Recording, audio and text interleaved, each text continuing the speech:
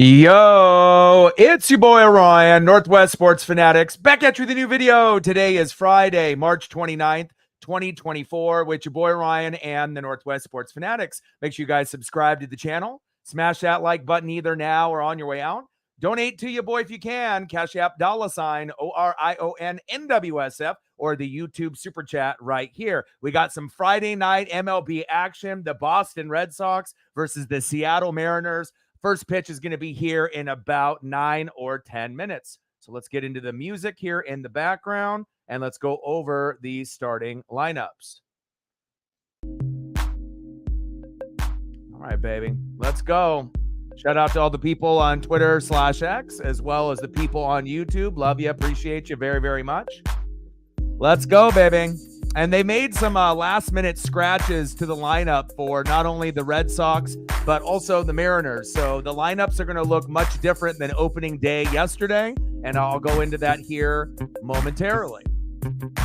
Dev is on the left, George Kirby on the right, and we need to get a dub after that shellacking that we took from the Red Sox yesterday.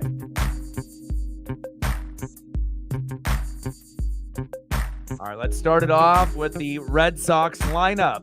Leading off for the Red Sox, left fielder, Jarren Duran. Batting second for the Red Sox, right fielder, Tyler O'Neill. Batting third tonight, DHing for the Red Sox, Asataka Yoshida. Batting cleanup and batting fourth, shortstop, Trevor Story. Batting fifth, playing first base, Tristan Casas. Batting sixth, playing center field, Sedan Rafaela. Batting seventh, playing second base for the Red Sox, Emmanuel Valdez. Batting eighth, playing third base tonight for Boston, Bobby Dalbec. And batting ninth, catching tonight, Reese McGuire. And on the mound for the Red Sox, Nick Pivetta. Let's go, baby. Get into the Seattle Mariner adjusted lineup, just like Boston's. Couple pieces that got moved around. Couple players not playing tonight. All right, leading off for the Mariners, shortstop, J.P. Crawford. Tridents up, baby. Batting second, playing center field, Julio Rodriguez. Batting third, playing second base, Jorge Polanco. Batting cleanup tonight, DHing for the Mariners, Mitch Haniger. Batting fifth for Seattle, catcher, big thumper, Cal Raleigh. Batting sixth and playing first base for the Mariners, Ty France. Batting seventh and playing left field for Seattle, Dominic Canzone. Batting eighth and playing third base tonight, Luis Urias. And batting ninth, playing right field tonight, Luke Raley. And on the mound for the M's, George Kirby. Let's go, baby. Tony in the building. What's good? How are you? Let's go. I gotta turn everything up here. Give me 1 sec to get adjusted.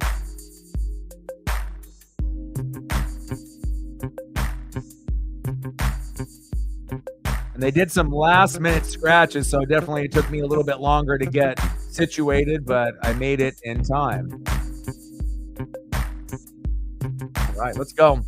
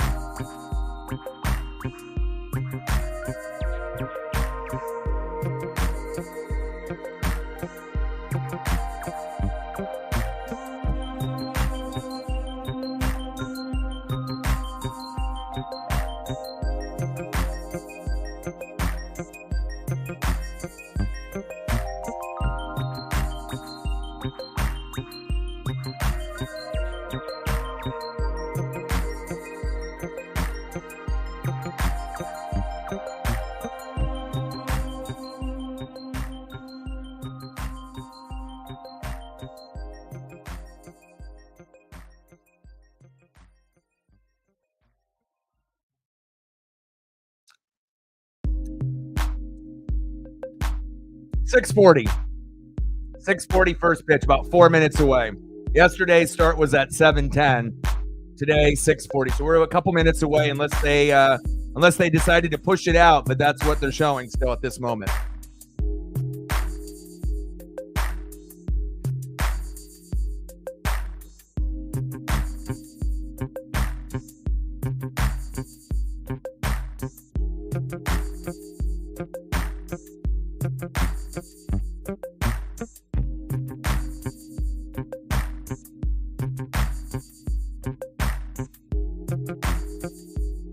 All right, let's go, baby.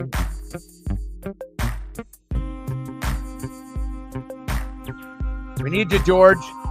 Let's go.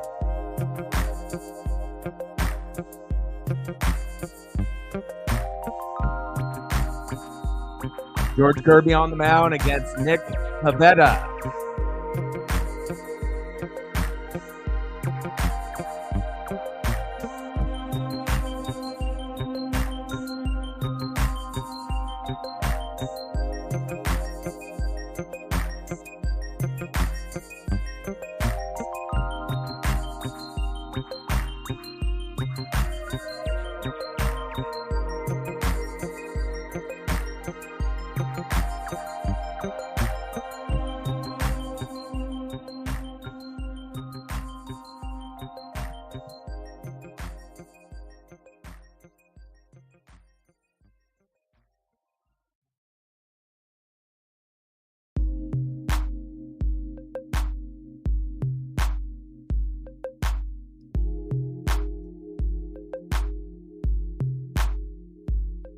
Shout out to all the people watching on Twitter/X as well as YouTube and in the room. Appreciate y'all. Hope everyone is having a fantastic Friday. And it should be a good matchup here tonight with the Boston Red Sox versus the Seattle Mariners. Let's go. And GG to the Red Sox yesterday. You know, we tried to be able to keep up with them. You know, our bullpen was not good. Defense was not good. But you definitely have to give the credit to the Boston organization. You know, their hitters, their defense, they came to play. We came out a little bit flat, but this will give us an opportunity, to be able to at least even it up, hopefully here tonight. Let's go. And we're going to need some key contributors to be able to step up. Last night, 0 for 4 for J.P. Crawford. Julio, only 1 for 4. Polanco, 1 for 3. Haniger did his business, 2 for 3. And obviously had that 2-run bomb. Cal Raleigh, 1 for 4. Ty France, 0 for 4. So really, France and JP need to step it up, as well as Dominic Canzone, who went 0 for 2.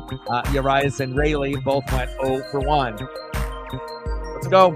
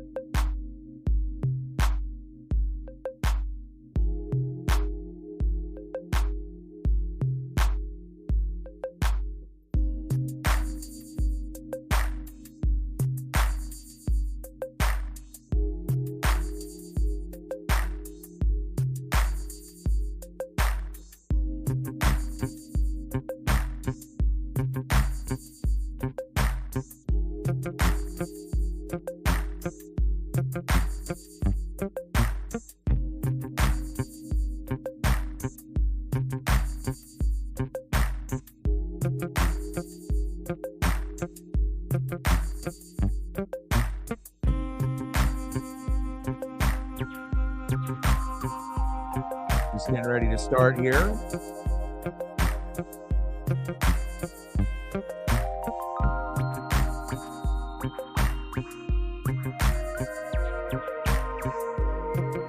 And making sure you're taking care of your mental health, making sure you're crossing off all the boxes every single day, getting that exercise, checking up on friends. You got to make sure that you're looking out for each other. Mental health is very, very important. Make sure you're doing what you need to do to succeed and win the day.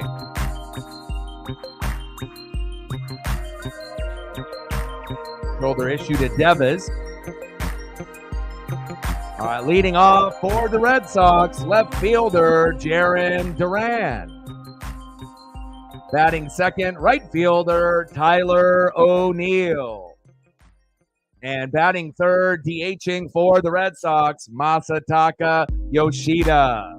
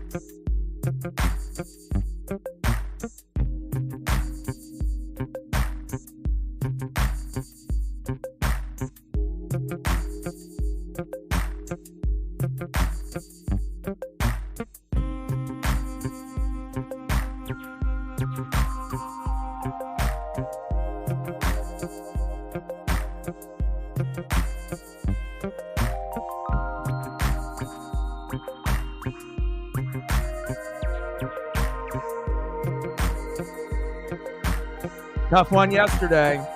George, we need you, baby. Let's go. First pitch. Just a bit high on that first pitch. 1-0.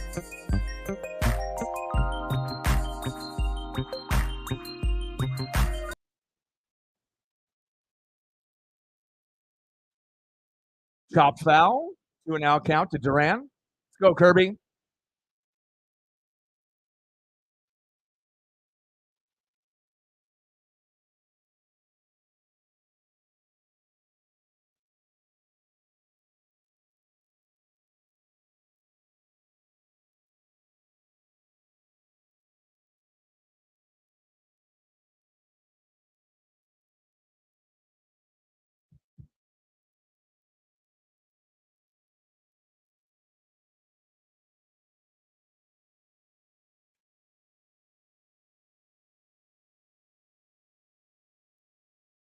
Pitch is inside. 3-1 count.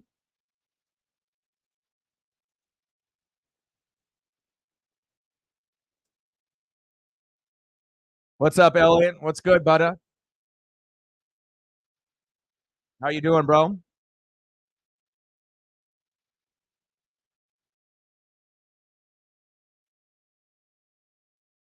Kirby with a walk out of the gates. Tough. Duran to first.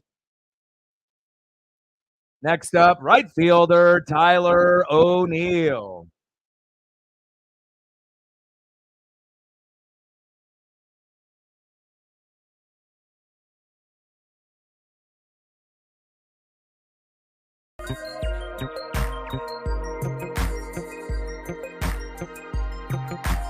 Strike right down the middle. Let's go, George. We need you, baby.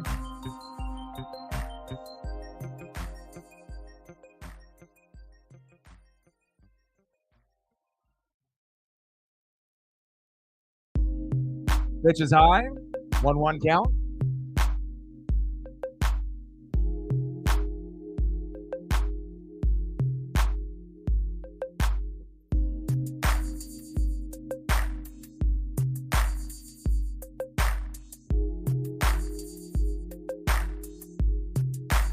Popped up. There we go. There we go, Cal. Good defense there.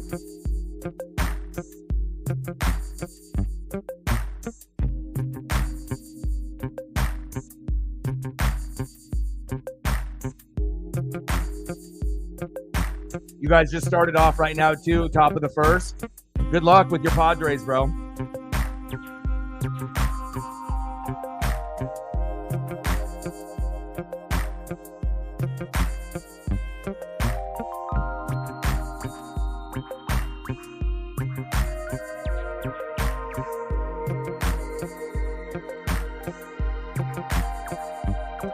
Count to Masataka Yoshida.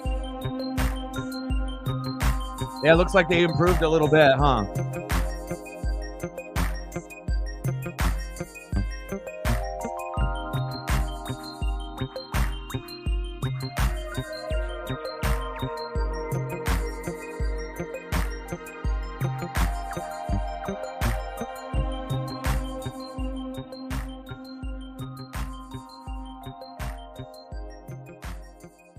Right down the middle for a strike. Let's go, Kirby.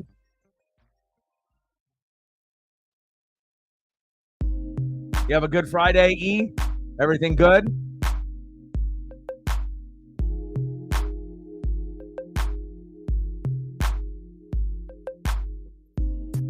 One pitch. Pitch is outside. 2-1 count.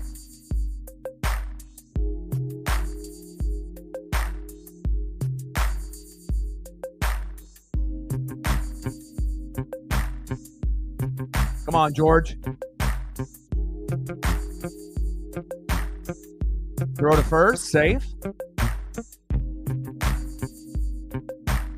Yeah, still battling with that.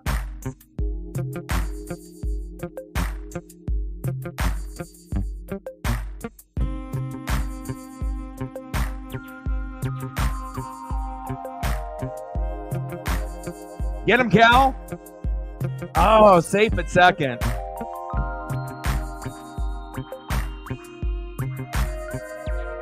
Two count to Yoshida.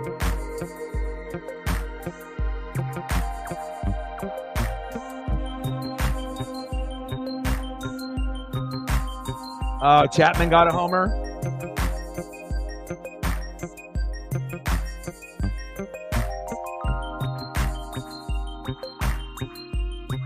Pitch into the dirt. Oh, tough start here. Seriously. Duran already at third now. One away.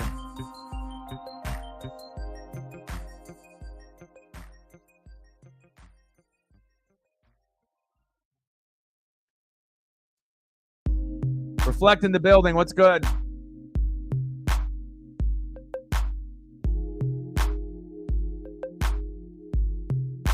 Three-two pitch. Yoshida pulls it foul. Come on, Mariners. Let's go.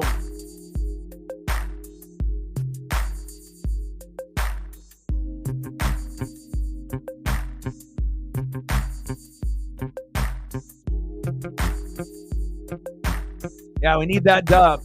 Seriously. Pitch is low.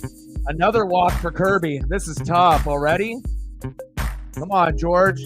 I mean, we already know the bullpen was horrendous last night. Defense wasn't very good. You know, Castillo really wasn't that good either. And we need the bats to kind of come up a little bit more. And they made some last-minute scratches to the lineup. So it's not the best lineup that we have in there right now as well. So I'm hoping that we can find a way. But, you know, they had a couple scratches on their end as well for their lineup. So no Devers tonight. So we'll have maybe a little bit better a chance to hopefully keep it close and get a dub. But it's been kind of an uphill battle already. Runners on first and third for the M's. Only one away. Come on, George.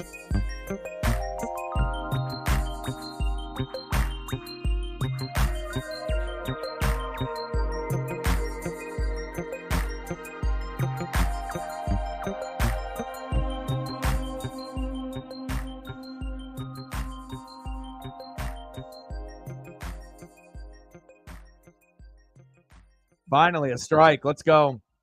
Yeah, he had a walk, then a stolen base, and then a wild pitch. And then that, you know, Duran ended up out on third base.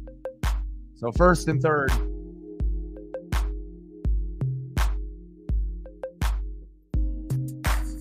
Chop foul.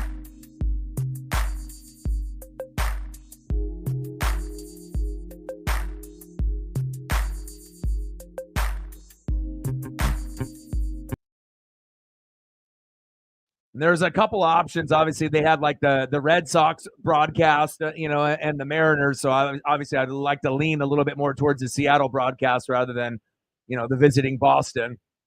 So the timing is a little bit different with each one. But I'm going to kind of go back and forth. And so even if it ends up being a little bit, you know, behind, but I'd rather listen to the Seattle announcers rather than Boston.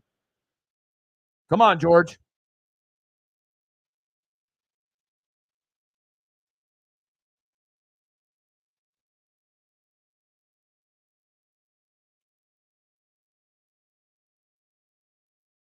Pop foul. 1-2 count.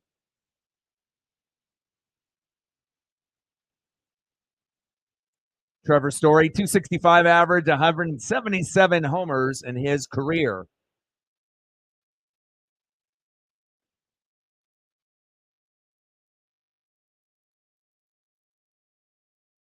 Pitch outside, 2-2 count.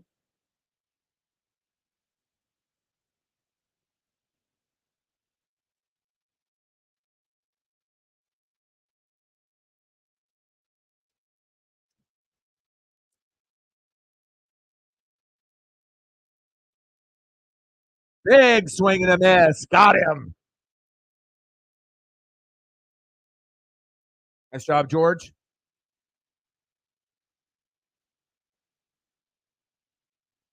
We need a lot of that, baby.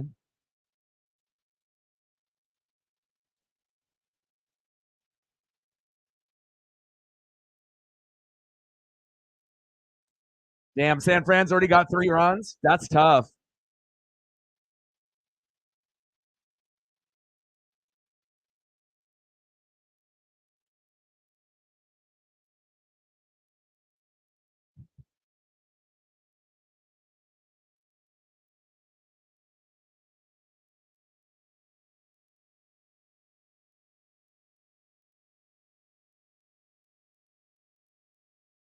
Oh, 1 pitch. Popped up. Julio. There we go.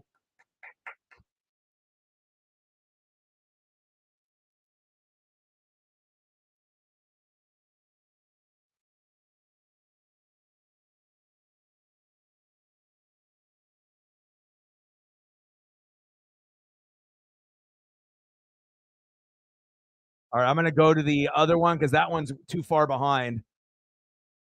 So if that means that I got to listen to the Boston announcers, I'm going to have to go that route because it feels like the other one is just a little bit too far behind for my liking. All right, come on, JP. Pitch outside, 1-0 count. And the broadcast, as far as like the volume on their end, is much, much lower too. 0-1 pitch. JP fouls it off. 0-2 count. Let's go, JP.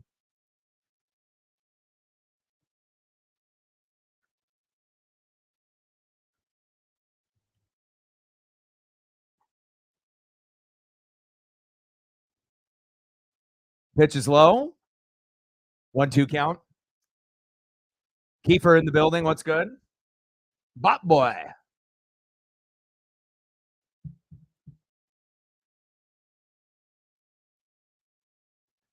One-two pitch. There we go, JP. Popped up. 1 away.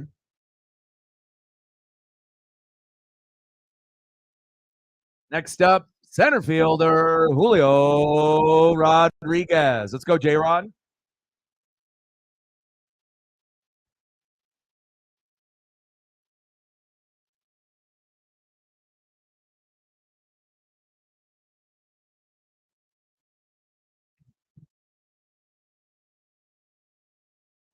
Big swing and a miss. Come on, Julio.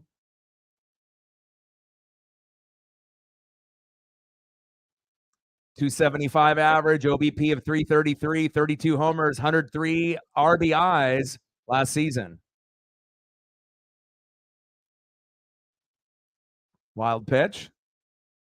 1-1 count.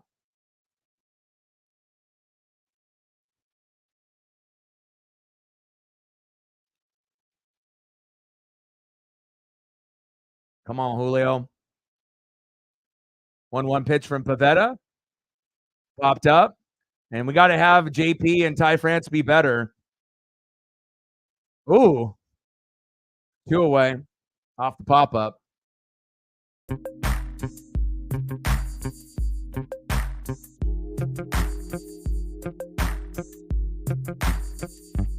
Next up for the Mariners, second baseman Jorge Polanco.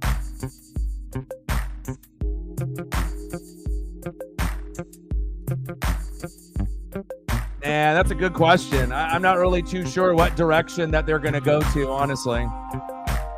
I know they got their eyes on a few different pieces, but with Tampa, it's kind of a crapshoot. You don't really know. There's always going to be stuff that's put out there by the media, but a lot of times the sports writers and the media is wrong. So, I don't really know what direction they're going to be going. I mean, obviously there's projected names and there's certain positions that need to be upgraded and filled, but it's kind of tough to decide what they're going to attack first in the first, second, third round. Big swing and a miss.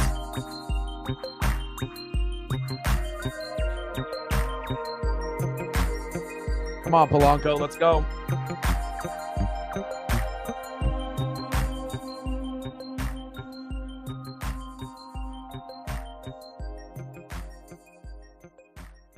Well, at one point I wanted, Michael Penix Jr., but, that's not going to obviously happen now. So, I mean, I'd love to be able to beef up the O-line some more. And, we could always use, more defensive line, linebackers, and secondary. So, I mean, I'm not really sure if I have one exact, name, for the position. I mean, there's like names, of guys, but, at this point, it doesn't. I don't really have anyone that's really going to sway me one way or another, honestly. At the end of the day, really it's just name recognition. But if they go in there and they're a no-name guy and they produce, then ultimately that's what it's about. Big swing and a miss, struck him out. End of the first inning, we're knotted up at 0. Come on, baby.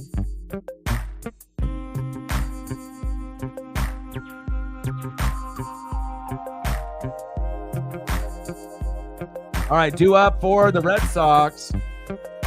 Center fielder, Sedan Rafaela. Batting second this inning, second baseman, Emmanuel Valdez. And batting third baseman, Bobby Dalbec.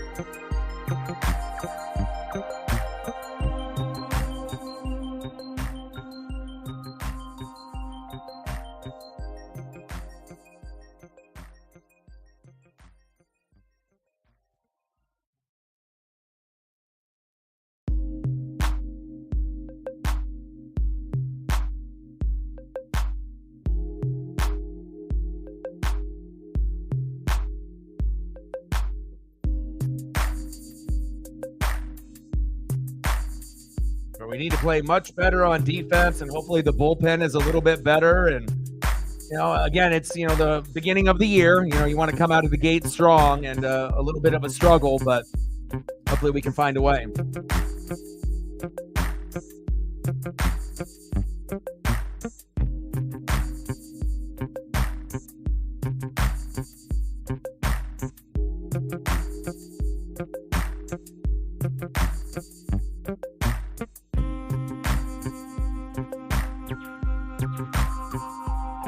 Come on, George, let's go.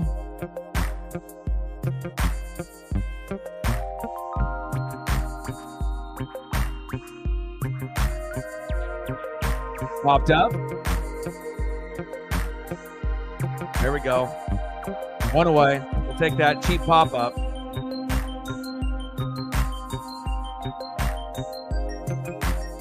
Next up, second baseman, Emmanuel Valdez.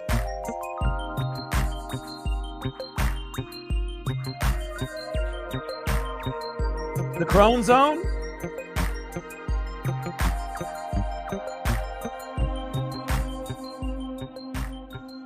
Nice.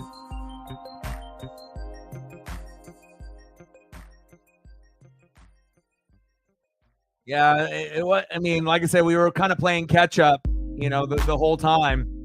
But it was nice to see Haniger, hit the 2-run homer, and then to get the, pinch hit homer from Demo, Dylan Moore, Dylan, but, not enough, collectively from everyone. Garver didn't really do a whole lot, and now, he was a scratch in the lineup. So, and obviously they were going to put in the original lineup, popped up, They had Canzone benched, based off that kind of poor effort, in left field going after that baseball that ended up leading to a triple. It's like you got to be running full speed, and then they put Rayleigh out there, but then they had another scratch, so they ended up bringing Dom back in, into the lineup. So this lineup isn't very good, overall top to bottom, but also Boston had to make some last minute adjustments too, and Devas was a scratch too with the shoulder, so they got two pieces in the lineup that normally aren't going to be in there, McGuire and Dalbec for the Red Sox, and then Urias and Rayleigh for the Mariners. So I guess it's kind of even, but again, we're going to have to get runs early and often.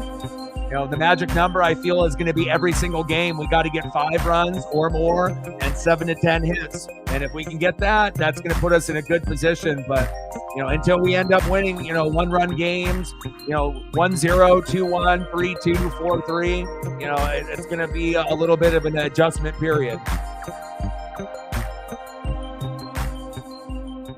1-2 count. Yeah, I hear you.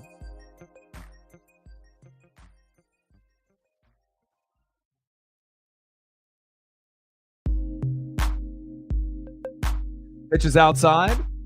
2-2 count.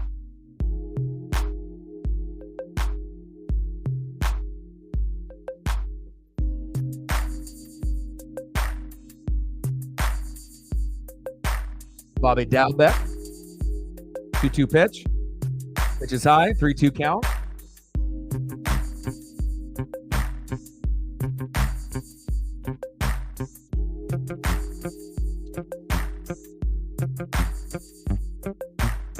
Come on, George. We need punch outs. 3-2 pitch. Chopped it off himself. Foul.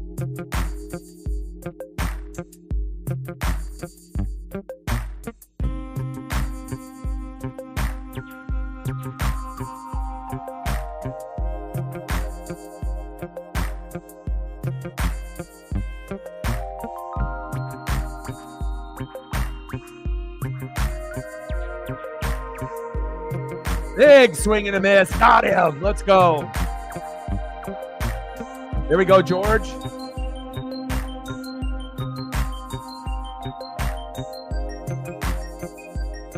Nice job. Go to the bottom of the second inning. See who's due up here for Seattle. Leading off for the Mariners, DHing tonight for Mitch Garver, Mitch Haniga. Batting second, playing catcher, big dumper, Cal Raleigh. And batting third, playing first base, Ty France.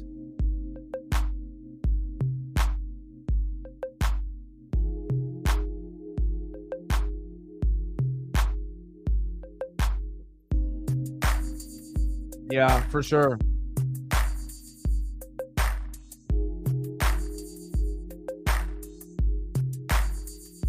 Then they had the benches clear in that game, right? The Brewers Mets with Hoskins. Saw a little bit of a highlight that on the timeline. Smash the like button if you haven't done it already. Like, sub, donate, comment, share. Help your boy out. And if you do have a Twitter/X account, if you can like and retweet the stream, it definitely will help.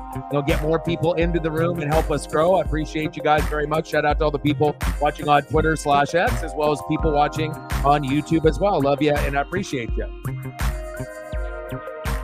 Hoskins, yeah, definitely going to bring that Philly energy to the Brewers and the Brew Crew for sure.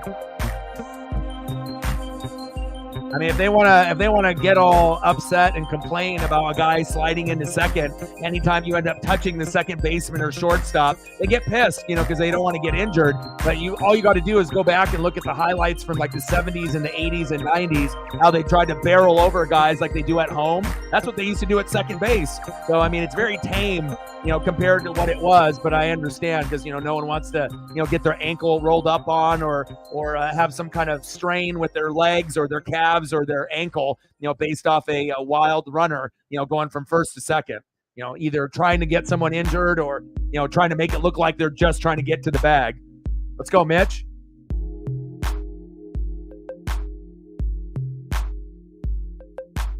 Chop third, foul.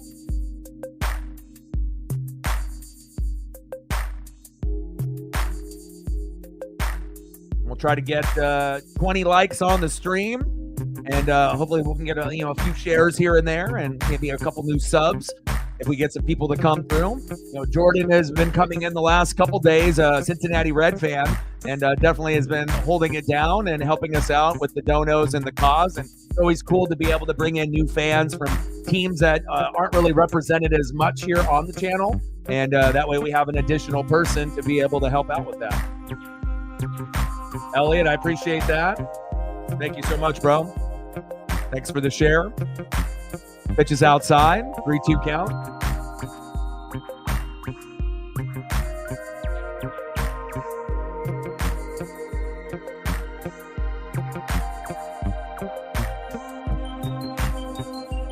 Oh, chop foul.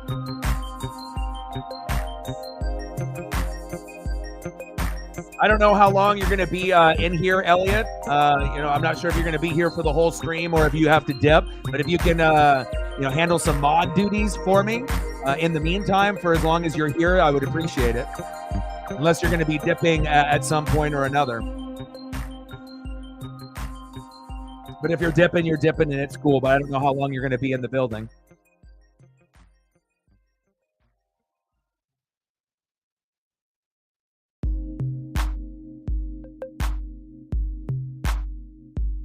Let's go, Cal. Bottom of the second, knotted up at 0, 1 away. Let's go, Dumper. Pitch is high, 1-0 count. 232 average, OBP of 306, OPS of 762, 75 ribbies, and 30 dingers in 2023. Hopefully he can get somewhere between 30 and 40 this season. Cal pops up. Nice grab there by Duran in the outfield, 2 away. Next up, first baseman, Ty France.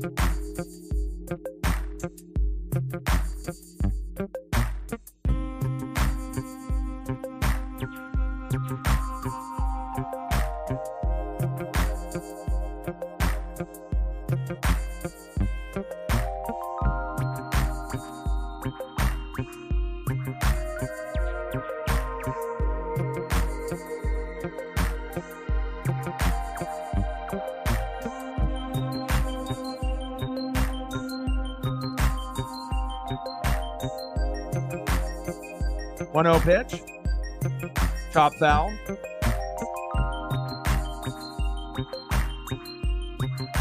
I think Maud responsibilities were too much, and she stepped away from that. So, I'm going to have to, handle most of the Maud stuff, either through other people that are coming in through the room and whatnot. But, as long as I have, a few regulars to be able to help out with whatever I need to be able to say out there as well, then we'll be able to do that. So, obviously being a lead mod is, something that it takes effort and energy, you know what I mean? And like I said, sometimes people are going to be able to do it or want to do it, and sometimes people are not going to want to do it. And so, obviously we have to, transition and to be able to keep things moving. So.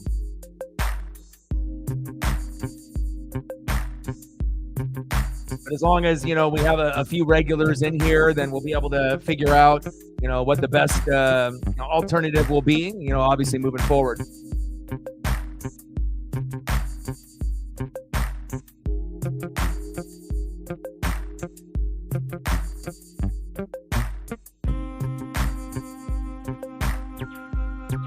That's a good question.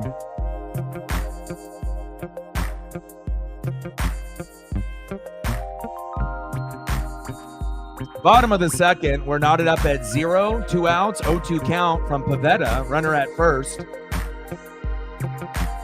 Come on, Dom. Liner, foul.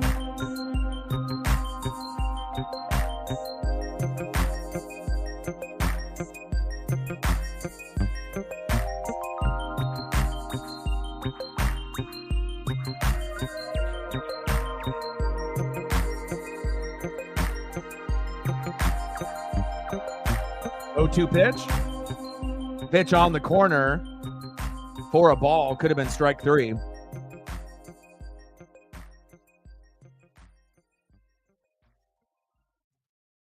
Yeah, because communication is going to be, everything, when we're going to be grinding it out on this channel. And like I said, I'm going to be grinding it out, more than most people, that are doing this, unless you're full time and you're grinding almost every single day.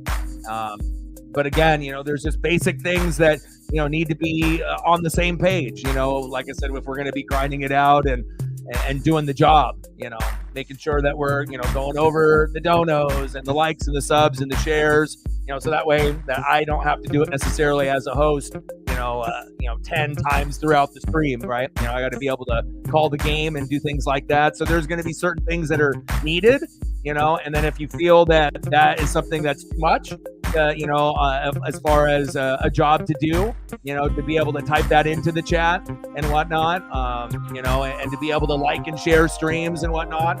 And, we got to be able to find the people that want to be here. I'm not going to hold anyone hostage. Anyone that wants to be able to be here, I want them to be here. If they don't want to be here and they want to go to other places, they're definitely free to do what they want. We just want to make sure that we have people that are down, for the NWSF that can put in the time. And then, if we have to transition from one person to another or a couple people to be able to handle the responsibilities, we'll make it work. So, like I said, we have to grind it out and we'll see. End of the second inning, we're knotted up at 0. All right, let's see what the Red Sox got here next. Slow start for the Mariners again, 2 games in a row.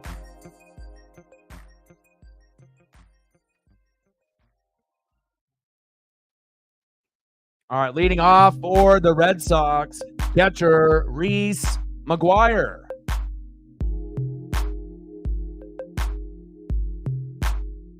Batting second, 0 for 0 with a base on ball, left fielder Jarren Duran. And batting third, right fielder, 0 for 1, Tyler O'Neill.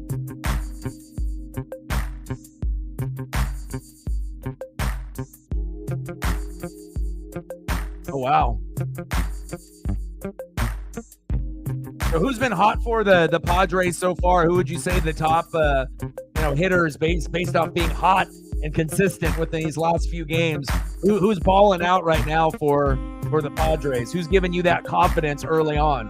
Crone Zone obviously is one. Crone Zone and Kim, both of them. I mean, obviously Kim struggled in the series in Korea, but since then, with a few games, he's getting back into business, right?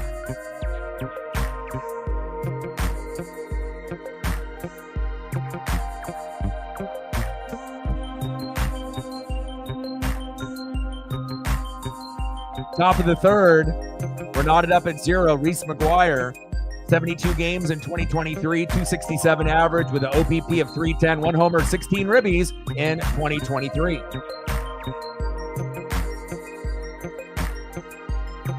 Pitches inside, 1-1 count.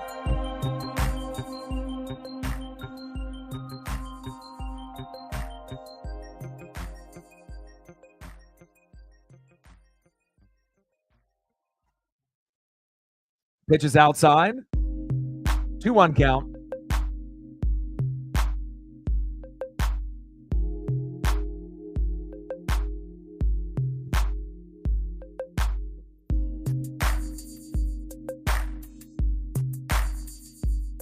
Little chopper to first. There we go, 1 away.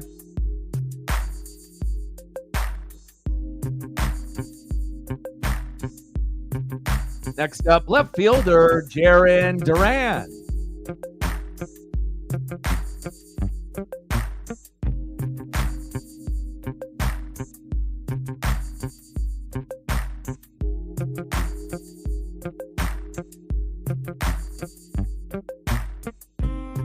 Pitches outside, 1-0 count.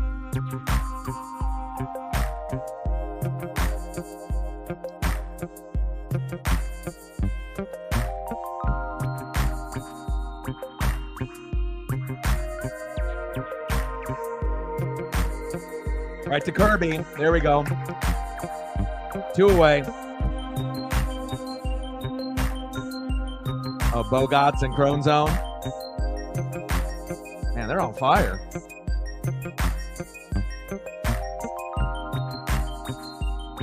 Next up, right fielder Tyler O'Neill.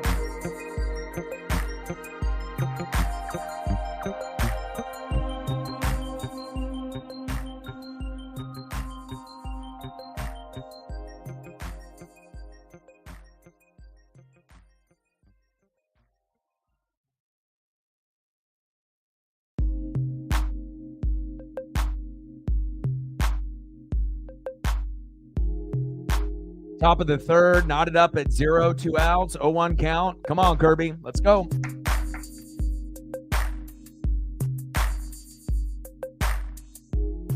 Pitches outside, 1-1 count. Like, sub, donate, comment, share. Let's get to a hundo in the donos, baby. Let's go.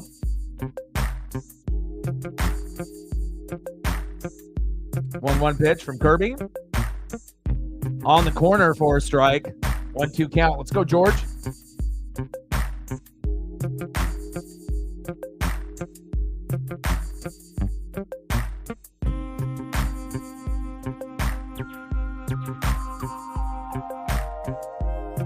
Popped up.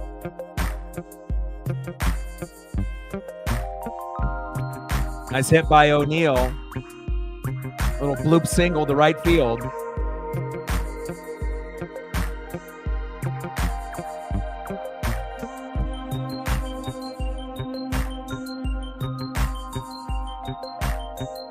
See you, Tyler. Next up, DHing for the Red Sox, Masataka Yoshida.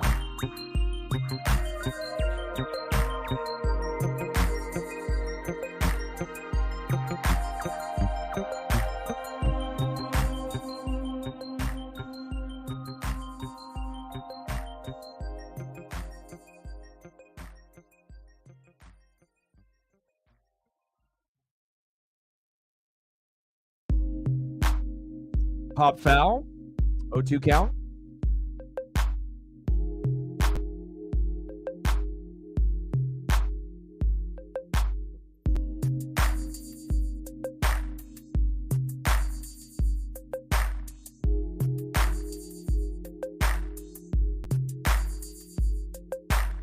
Hold on, I don't know what happened there. 1 sec. Everything just went black. Give me a second here.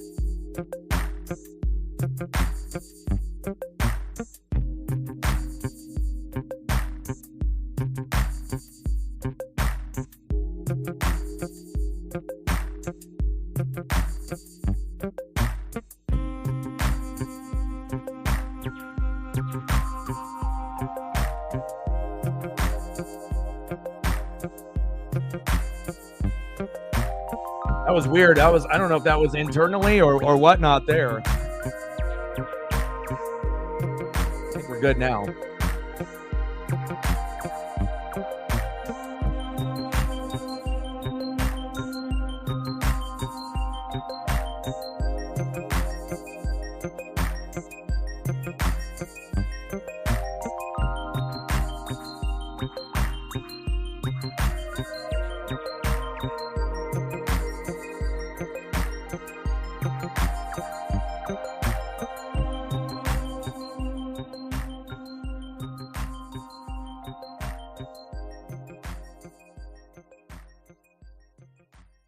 Trying to get things adjusted here.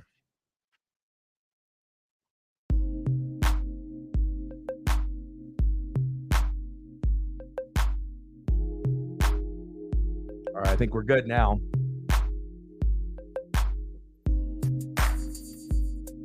Matt in the building, what's good?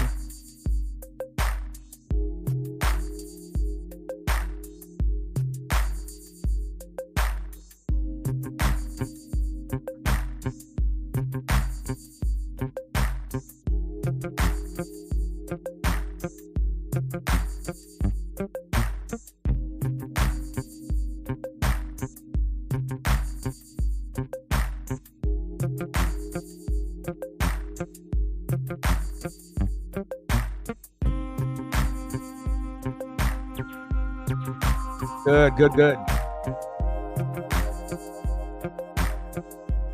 You want to handle mod duties, Matt?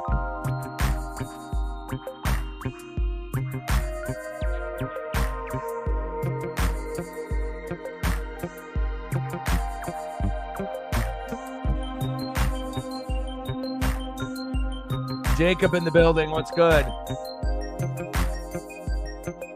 Well, considering, it's been pretty rough, Jacob, for the Mariners so far. I mean, I'm not sure how the matchup is going to go against the Guardians or not, but definitely, I'm definitely ready. And then once we end up playing, we can end up watching the game together. And then hopefully it ends up being a good matchup for both of our teams.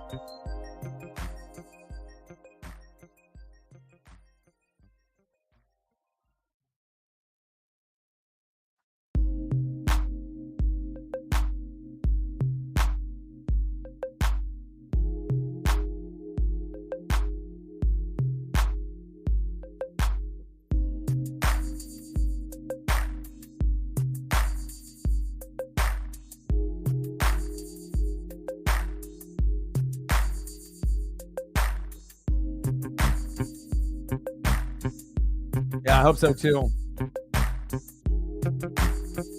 Bottom of the third, 0-0. No outs, 1-1 count.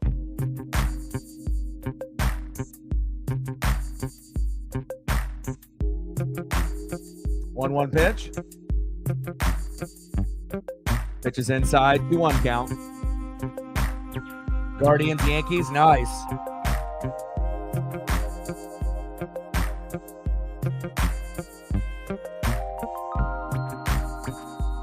When my screen glitched, it booted out almost all the people that were in the stream there. So hopefully some of those people will, be able to refresh and come in there. I don't know. That was like an internal thing. I'm not sure if it was through StreamYard or YouTube, but it just the program just ended up going black all of a sudden. But luckily I was able to get it back quick enough, but not sure what that was about. Maybe I'll get an email or something.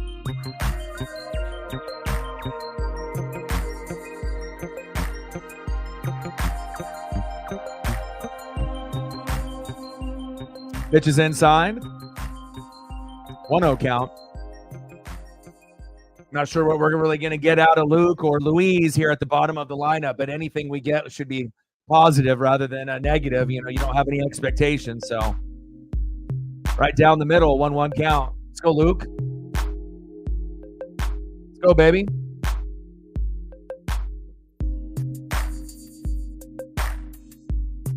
Pitch is inside. 2-1 count. Showing bunt.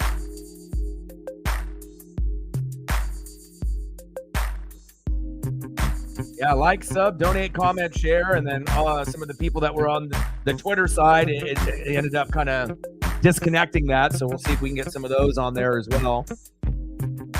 There we go. Appreciate that. However, the two of you guys want to be able to divvy up things. I was going to say, if you had to choose one, I would assume, since, you're there in Hawaii, Mariners would probably be the closest thing to you. Because we're going to be doing a lot of Mariner games anyway, so.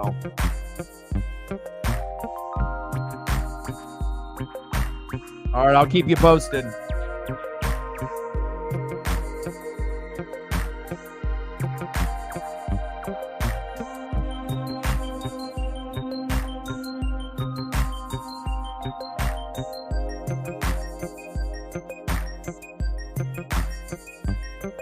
Two away.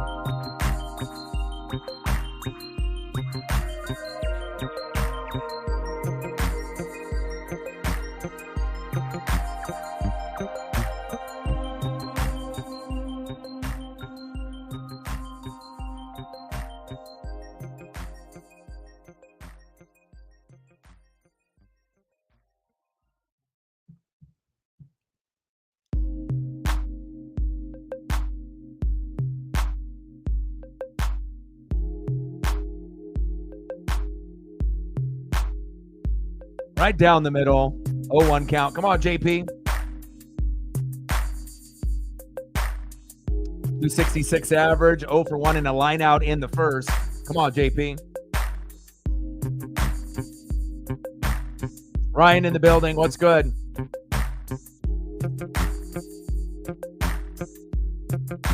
she didn't want to do the lead mod duties. So, for the time being, Matt, you're going to be, doing the lead mod duties, and then anytime, if you end up, you're gonna end up being gone, or you're gonna have something, then we'll always transition with like Elliot or someone else to back up, whether it be Megan if she's here or Elliot when he's here. So, if you're going to be, hanging out in the streams pretty much every day with me anyways, then like I said, you're going to be the one running the show with me. And then again, you'll have Elliot as a backup and a few others if needed. I mean, like I said, just, like, sub, donate, comment, share. You've been in the streams, long enough to kind of know the process and whatnot. So JP grounds out to first. Ryan in the building. What's good? How's the job search going and everything? How you doing? How's the baby boy? How's the fam?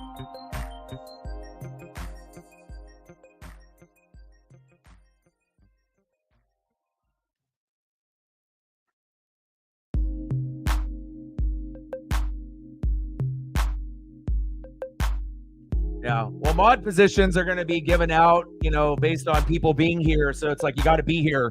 It's like, I got to be able to, it's either going to be for people, that are heavily supporting the backbone financially to the channel, or you're going to be here every day. I need to be able to have people that, are going to be able to be consistent. And like I said, it's just, being able to make sure, after a certain time period has passed, maybe, every, maybe 30 minutes, you can obviously use your best, judgment, but, making sure that we're trying to get, the likes and the subs and the shares and the donos. And, it doesn't have to be, every couple minutes or anything like that, but definitely making sure that you're keeping up from the last time that, that the text was typed in until the next time. So. But if something does open up, we'll definitely consider you, my guy. Just depending on how often that you can end up being in here and whatnot. So, well, I'll pray for you, and I hope things get better. And like I said, sometimes things happen for a reason, and you just have to believe that, something good will be coming your way.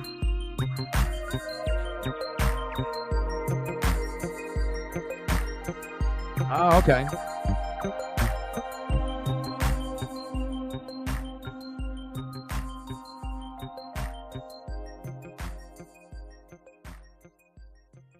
Yeah, I'm talking to you about you, about your kid, your boy, the job search, and then obviously with the mod positions. Like I said, it has to be, consistency is going to be key. So, and not co-intern, right at this point, Matt, you're lead mod. So, like I said, you're lead mod, and then Elliot will be the backup, and then behind Elliot, if we need like Megan or someone else, to be able to help out, but.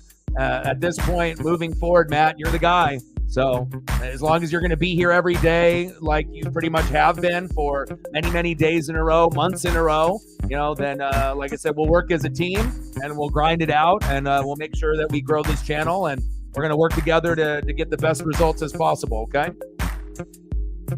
Go Ducks.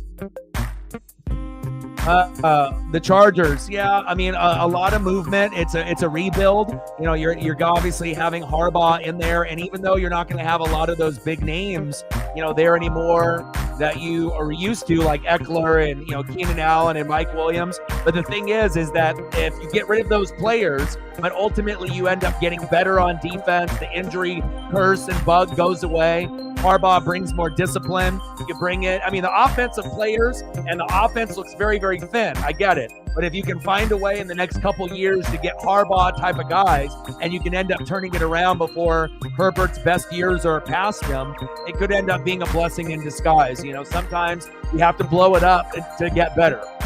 And, as you have these big, big contracts, you're not going to be able to afford all those guys, and you got to think that you had the pleasure of watching Mike Williams and Eckler and Keenan Allen. But at the end of the day, did you get to go to the playoffs every year with that lineup and with that team? No. So sometimes you have to do drastic things, and try to build the team in Harbaugh's vision, and you have to trust him. And you got to think it's the best coach that you've had since Marty Schottenheimer. So even though the offense looks very, very thin, and the offense might be considerably worse in years past because of all the guys that got let go, hopefully the defense can get better, the discipline can get better, the play calling can get better, the chemistry and the continuity. And it may take a couple years, but I think the direction, of where you guys are going with Harbaugh is better than where you were at with Anthony Lynn and with Staley.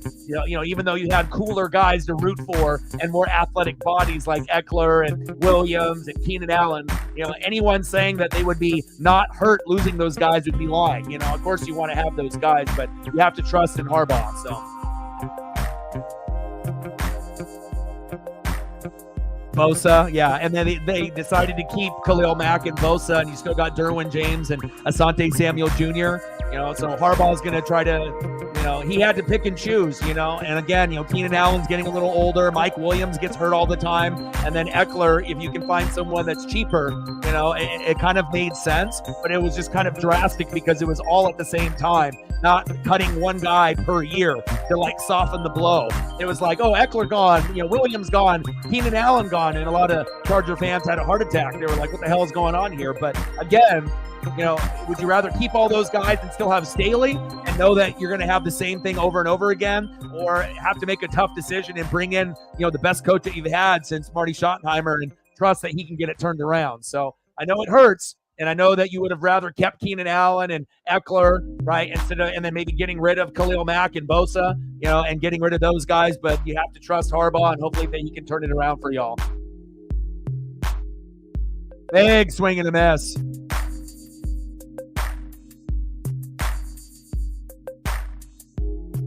No, but I hear you. You could say the same thing with Mike Williams, though. Yeah, it'll be interesting to see how it goes, especially if you end up getting Bo Nix. We'll see if the Raiders get Michael Penix Jr. or if they have someone else. But, the Chiefs are still going to be the best team, right? But I feel that the competition between the Chargers and the Broncos and Raiders is going to be high octane. They're all going to be struggling a little bit, at one point or another. But once you give those teams a couple years, someone's going to have to come out of a wild card out of that division at some point. It may not be right away. You might only have the Chiefs represented in the AFC West in the playoffs for the next few years. But depending on what team can overachieve, you're going to get another team, hopefully, that can get you to 10 or 11 wins, whether it's the Broncos, the Chargers, or the Raiders, or if you switch off every year, and then hopefully that you guys can end up doing a little bit of damage. So top of the fourth, 0-0, 2 outs, 0-2 count on Rafaela, fouled off.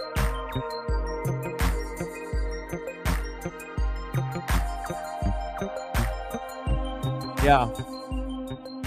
That's what they're saying, right? That's what they're saying. But again, possible fits for Michael Penix Jr., Raiders, Vikings, Rams, but we don't know if they're going to, draft that player or not. There we go. A nice K there by George. 4-0 Giants. No. Come on, Padres. Let's go.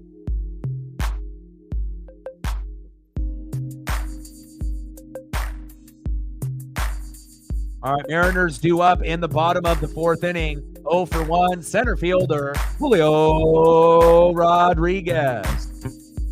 Batting second, 0-for-1 with a K. Second baseman Jorge Polanco. And DHing for Mitch Garver. It's the other Mitch. DHing 0-for-1 with a K. Mitch Hennigan. Let's go, baby. I agree. I think they misused a lot of the weapons that they had on the team. A lot of the guys got injured, pretty often. Herbert got hurt, Eckler got hurt, Williams got hurt, Keenan Allen got hurt. You got a couple guys on the line, but you still need a little bit more, on the offensive line than what they currently have. There's a couple nice pieces, but there's still room for growth. And then the defensive pieces get hurt all the time. like Joey Bosa, but it's like if you get rid of him, what are you going to get in return? So you gotta have to kind of pick and choose on who you want to keep. Khalil Mack is old, but he did have a kind of a rebirth and a resurgence type of season. And Derwin James is a boss when he's healthy, but he is hurt a lot of the time. But when Derwin James is healthy, he's one of the top 15 or 20 defensive players in the league if he can stay healthy throughout the whole season. But that's the problem. And then the sleeper player might be like Asante Samuel Jr. That might be like the sleeper guy, just like his dad, athletic, can get the job done. But they need more defensive line, more linebackers, more secondary. They got to get over the injury bug, and then they have to be able to rebuild that offense from ground up, and especially with all the payroll that was going out to all those guys. And hopefully they can do it before Herbert's, prime is over. Fouled back. 0-1 count. Yeah, we do a little bit of everything here. Like I said, we do NFL, college football, we do NHL, MLB, NBA, college hoops, AEW, WWE, maybe a little UFC and boxing. I mean, we do a little bit of everything. There we go, Julio with a little pop-up. But, me, I live out here in Oregon in the Pacific Northwest. So for me, it's Ducks, number one, Mariners right there with them, right? And then Blazers. And then obviously my NFL team is the only one that's not in the Pacific Northwest. I'm a defensive-minded guy, so it's the Tampa Bay Buccaneers, because I didn't want to be a Niner bandwagon fan from the 80s. They won 4 championships with Joe Montana, 1 in 94 with Steve Young. But when I was 12 years old, I could have been like, okay, the Niners have 5 championships. I'm going to ride that bandwagon. But they didn't have defensive players that I liked besides Dion. And then he left to the Cowboys in 95. So I decided to wait one more year before claiming my team forever. Then I saw this guy, Warren Sapp, at the U, and Derek Brooks at Florida State. They both got drafted in the first round by Tampa, who already had John Lynch there. That was like my kind of personality, hard hitting, kind of gutsy, a lot of moxie, a lot of intelligence, decleating type of hits, just bosses on the defensive side. Then they had Rondé Barber, and then obviously Mike Allstott on the offense, and I fell in love. And I was like, this is exactly my type of personality. And then I've been a Buck fan since 1995. So yeah, Blazer, but I don't watch them like every game like I used to. That's probably the one team that I follow the least out of all my teams. I still go to Blazer games with friends a couple times a year, but I mean, I can't watch them play this year. They're fucking terrible. After the Dame transition, with Scoot and Anthony Simons, it's like we got, DeAndre Ayton. We have some pieces, Shaden Sharp. We're super young, but again, we're not good. We're going to be a bottom 5 team for a while until we can figure it out. So, yeah. But, we had some good moments back when I was a kid with Terry Porter, Clyde Drexler, Jerome Kersey, Buck Williams, Kevin Duckworth, and Cliff Robinson. And after that with Rasheed Wallace and Brian Grant, Sabonis. So, it's not going to always be peaches and cream. Big strikeout there on Polanco. 1 away. Come on, Polanco. We need you, baby. Next up, DHing for the Mariners, 0 for 1 with a K, Mitch Haniga.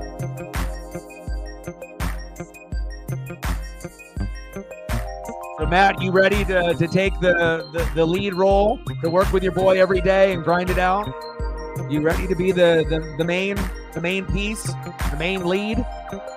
And then Elliott can always be the backup. And then if Elliott is busy, again, we can, transition that to someone else. But you're pretty much here all the time. And, and loyalty is everything, and I need to be able to have people that are going to be committed. And again, it's not too much, like I said, we're going to be grinding it out a lot. Right. And, the main thing is, the main, messages on the screen doesn't need to be every, 2 minutes or 5 minutes, but every, 20 to 30 minutes, so throughout a broadcast, if we're doing like 2 hours and 30 minutes, then, probably, the certain stuff in the chat, like, sub, donate, comment, share, the regular stuff, maybe 4 or 5 times throughout every stream. And if that's too much for anybody to do, just, and people just need to let me know. If people can't type that into the chat and that's too much to ask, then obviously people need to be able to step up and say so. And like I said, but if you think you can handle that, which is doable, and we're going to grind it out, then we'll be just fine. So Nothing yet, but hopefully we'll be able to get there. Let's do it. See, I mean, look where you were, a couple years ago to where you're at now, And again, it's just being consistent and having that loyalty and grinding it out. And, and we want to make sure that we have people that want to be here, like I said, and I feel that you're going to do a good job. All right, come on, Cal. It's kind of crazy how things can happen, right? Where you can, just kind of be popping in here and there, and then obviously becoming, committed, where you're here pretty much every day, and all of a sudden you end up getting a mod spot, and then look where you're at now. So.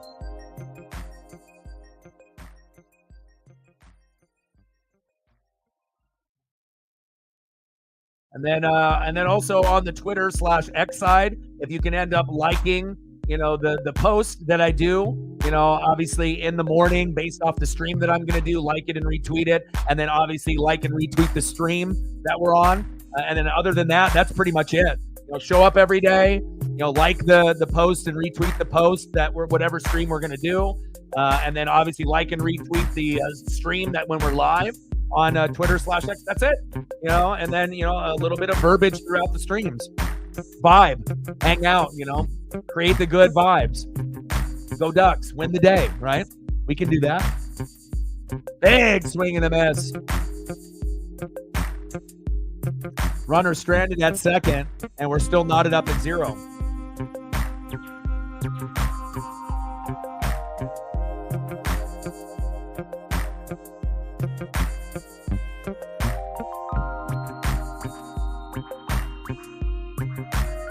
Machado, 2 hits this year, 2 homers.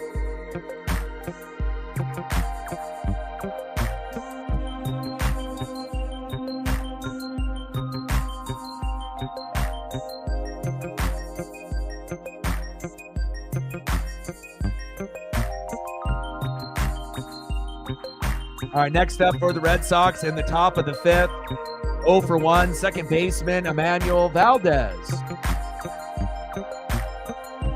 Batting second, 0 for 1 with a K, third baseman tonight for Boston, Bobby Dalbec. And batting third, catching for the Red Sox tonight, 0 for 1, Reese McGuire.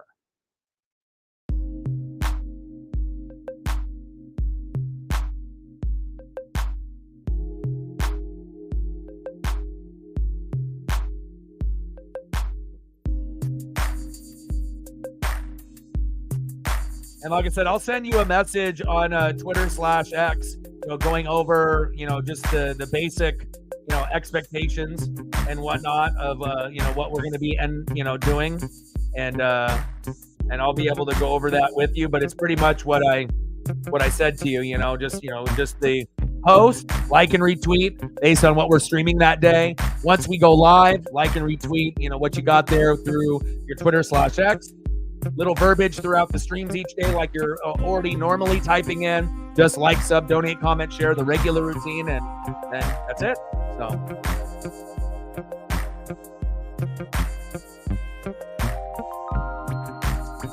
I think that she didn't want to be the lead mod, maybe, too much for her. And again, if it's too much of responsibility to be here every day, or you don't want to be here every day, or you don't want to type on the screen and it's too much, then, so that's how it goes. So, I got to make sure that I'm on the same page, with the people that are, helping us grow, and again, communication is key. If it's too much for someone to handle, you got to be able to, speak up.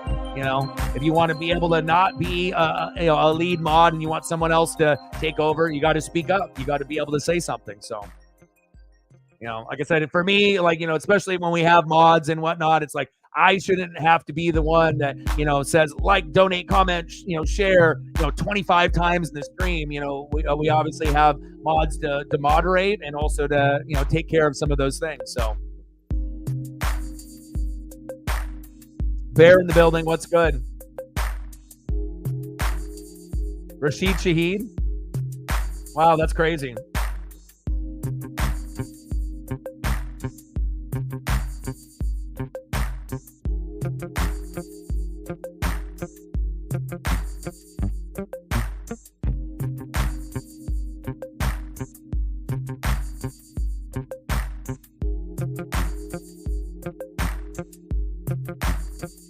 Pitch is high, 1-2 count. I don't know. Eckler, to me, it was a guy that, he was a 3-down back. I mean, it's all about play calling. You know what I mean? So, yeah, you could have put in, the RB2 or an RB3 in there. But, again, a lot of it I thought was play calling, and formations. Things could have been better. You got to think, you had Anthony Lynn and you had Staley, and those aren't going to be really the best guys to be able to get the most out of the players. So I feel with Harbaugh, it's going to be a night and day difference. They're going to try to rebuild that team to get back to being a playoff contender, but it might take a little while. So, Bear in the building. What's good?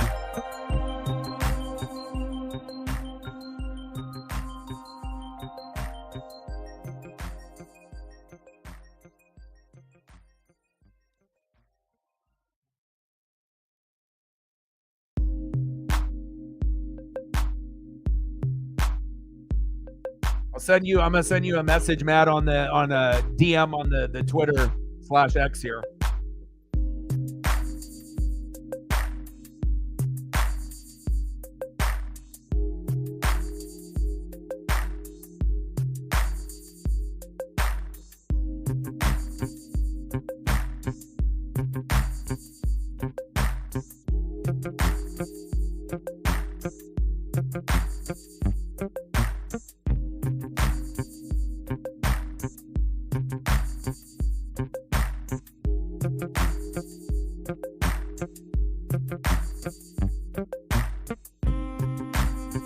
Yeah.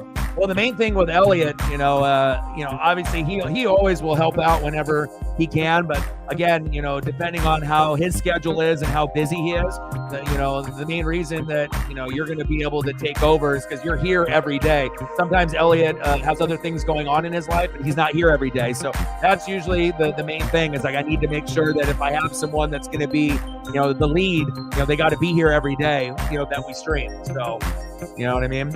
So that way I have someone that we can make sure that we're going at this, together instead of me and then, hoping that we have certain people show up. But if it ever gets to a point where, Elliott starts being here every day, then obviously you guys can decide on how you guys want to divvy up, different types of support and responsibilities. I don't have a problem with that. I appreciate the two of y'all. And, like I said, we're going to grind it out and then we'll see where we go. Some days are going to be good with support. Some days are going to be a little challenging, but again, as long as we're putting in that work and what's expected of you and we're going to be on the same page, we should be fine. So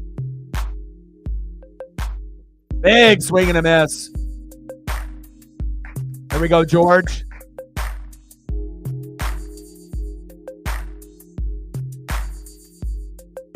All right, let's go to the bottom of the fifth inning. We're knotted up at 0, leading off 1-for-1. First baseman, Ty France.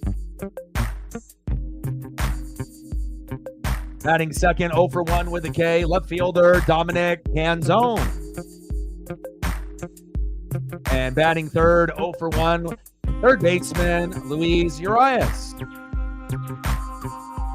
Nice job, George. Let's look at George's stat line right now. 5 innings pitched, 1 hit, no earned runs, 2 walks, 5 Ks. Pretty good. Pretty good day. Let's take a look at Pavetta's numbers. All right, Pavetta's numbers, 4 innings pitched, 2 hits, no earned runs, no walks, 5 Ks. We're both with 5 Ks at this point, but Kirby's numbers a little bit better. 1 hitter so far.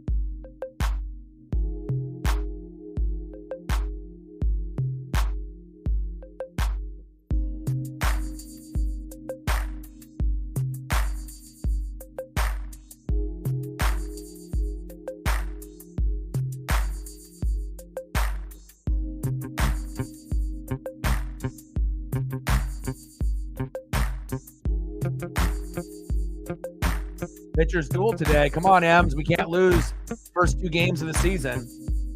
Take care of your mental health. Let's go.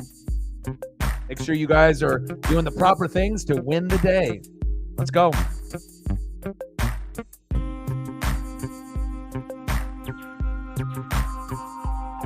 Go, Ty.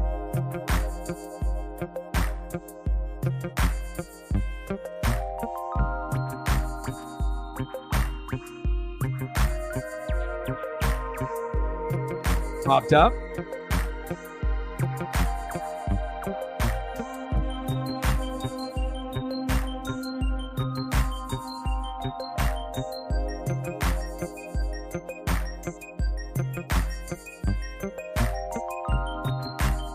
Damn. Like that.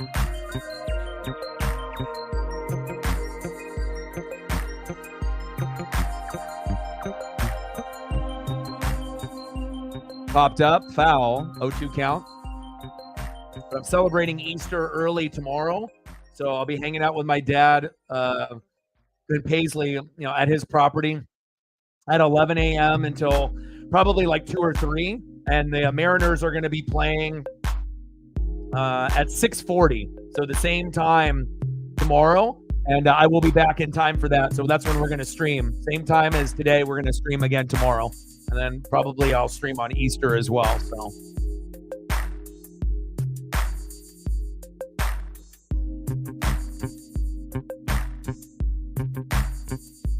big swing and a miss.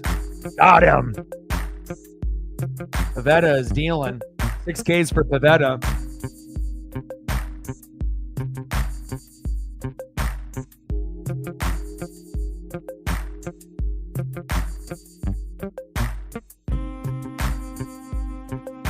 Knotted up at 0, bottom of the 5th. 1 out. Next up, Dominic Canzone. Come on, Dom. Chopper towards first. Flipped. 2 away. Next up, third baseman, 0 for 1, Luis Urias. We need a better lineup, baby. Let's go. Wake up.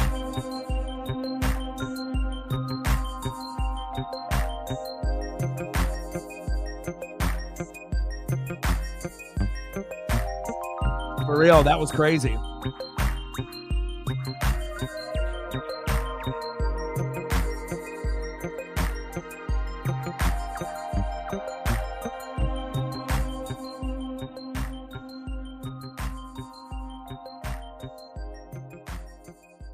Pitch is low and outside, 1-0 count.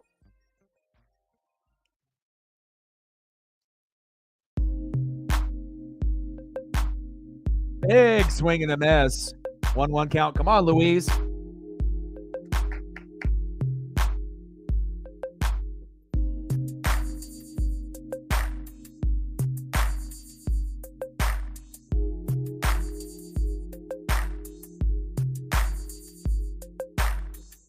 Pop foul. 1-2 count.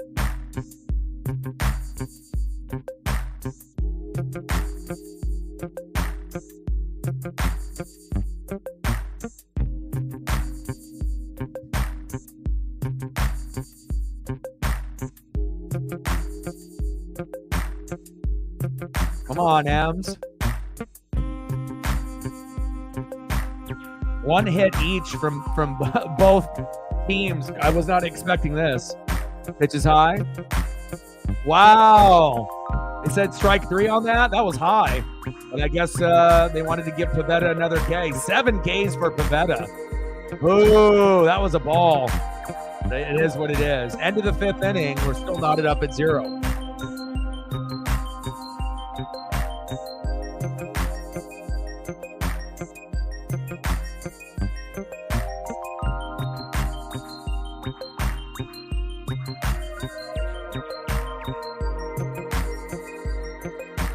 All right, next up for the Red Sox, 0 for 1 with a base on ball. Left fielder, Jaron Duran. Batting second, 1 for 2. Right fielder, Tyler O'Neill.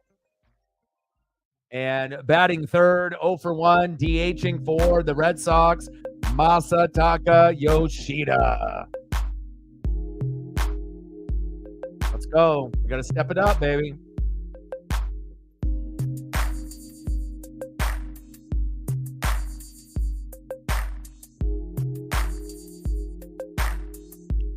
right, I'll take a look at the scores. I haven't got a chance really to do that yet. Let's take a quick peek. All right, so what do we got tonight? We got Yankees 2, Astros 1 in the top of the 8th. Mariners and Red Sox here in the bottom of the 5th, knotted up at 0. Guardians 4, Athletics 1 in the top of the 5th. Diamondbacks 3, Rockies 1 in the bottom of the 5th. Giants 4, Padres 1. Come on, Elliot. You got to get your Padres going. Dodgers 2, Cardinals 0. And then final scores, we got Brewers 3, Mets 1. Braves 9, Phillies 3.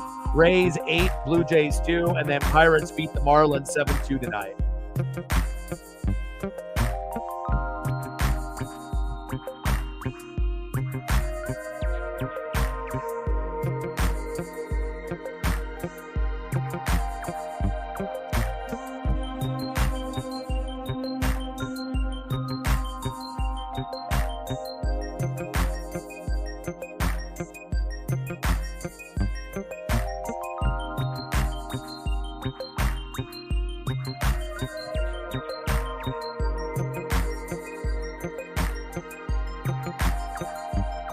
Phillies relievers. I was going to say, wasn't that game pretty close? Did you watch any of it, Elliot? And then the bullpen just shit the bed, and then they gave the game away.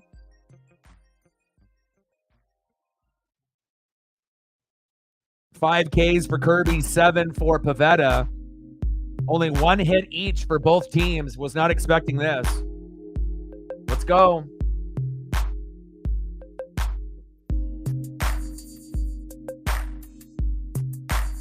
We're in the top of the 6th. 1-1 count. Big swing and a miss. 1-2 count.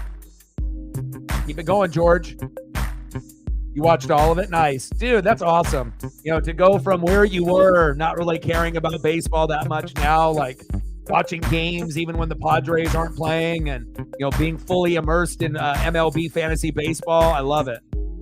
You're going to have a lot of stats and analytics that you can provide to the channel, and you're going to have a little bit more insight, you know, since you're going to be watching more games than the average person. Love it. Wheeler and Strider were dealing. How many Ks for Wheeler and Strider in the game? 2-2 count to Duran. Come on, Kirby.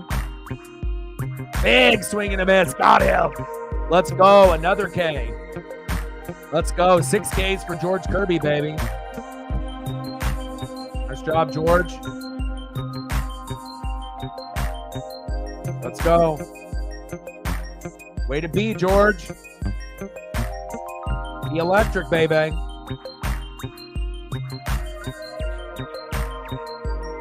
Next up, right fielder Tyler O'Neill.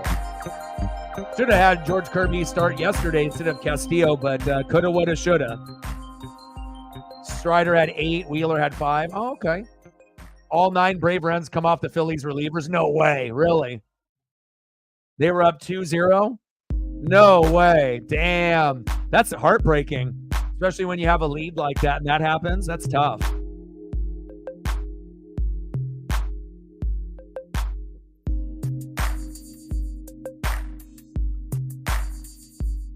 Strike right down there, low in the zone. 1-2 count on Tyler O'Neill. Kirby's at pitch number 82. Let's go.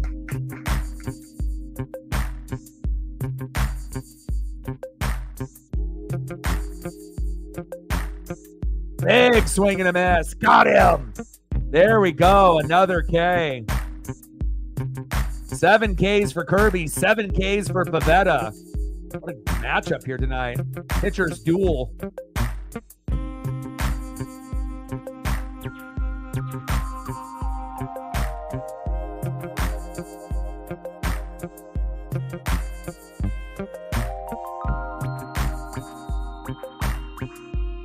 Massa.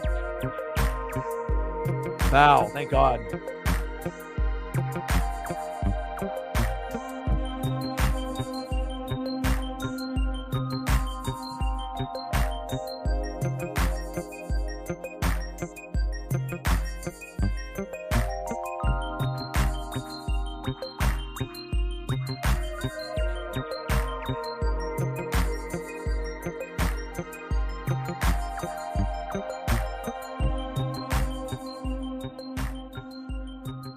Pitch right down the middle. 0-2 count. Let's go.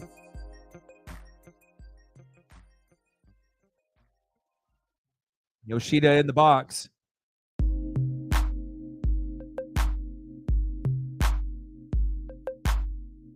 Big swing and a miss. Wow. Big K. Kirby with 8 Ks. Pivetta with 7. It's a pitcher's duel. 15 Ks combined and only a 1-hitter between both pitchers so far. Rudy in the building. What's good? Seriously, he looks great tonight. And of course, Red Sox fans, they just want to get out of last place in the AL East where they were the last 2 years. And I'm impressed. Pivetta has done much better than I anticipated today. Much love. Definitely did not expect 1 hit given up by the Red Sox and the Mariners. No errors, so it's been pretty clean. But I see you, Pivetta.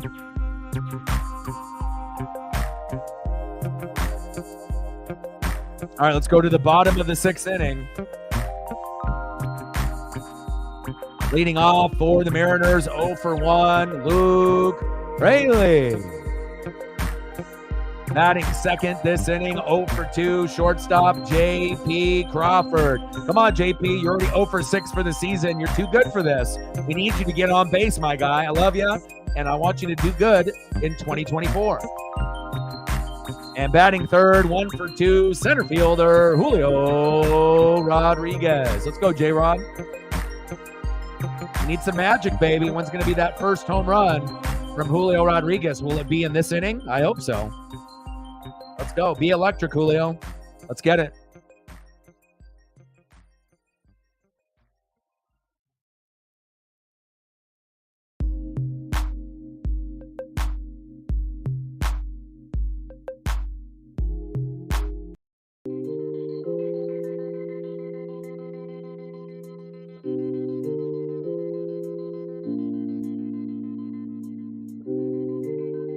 Megan in the building. How are you?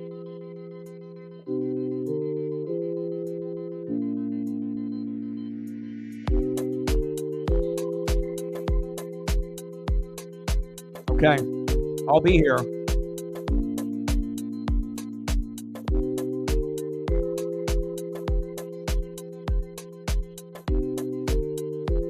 Big swing and a miss.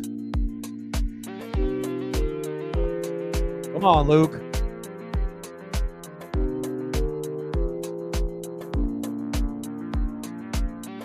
Pivetta, 0-1 pitch. Chopped foul, 0-2 count. Behind in the count early. Oh, he gave you the friendly headbutt, huh? Well, hopefully the lip will be okay. Big swing and a miss. Got him. Pivetta with another K. 8 Ks for Pivetta, 8 Ks for Kirby. My goodness.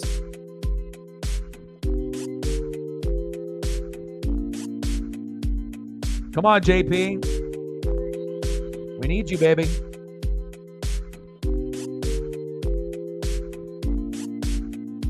Yeah.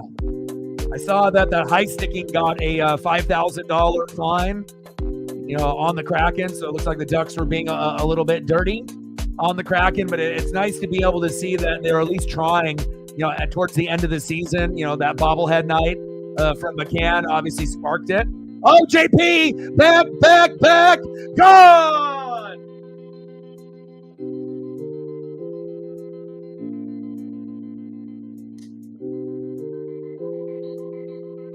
Let's go. There it is. J.P. Crawford solo shot, 0 for 6. He's not 0 for 7. He's 1 for 7. First home run in the 2024 season for J.P. Crawford. 1-0 Seattle. Tridents up. Let's go. Yes. There we go. That's my boy. Way to be electric. Megan's good luck. She comes in the room. J.P. Crawford gets a dinger. I love it. Go Mariners. Hell yeah. Let's go. JP, let's go. Tatis. Wow. Let's go. Nice. Heck yeah.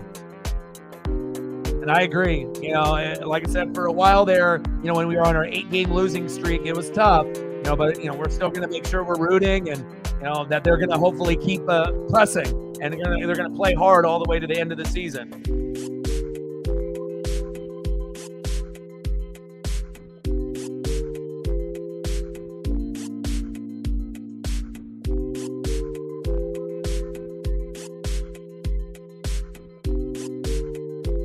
All my Mariner buddies, JP.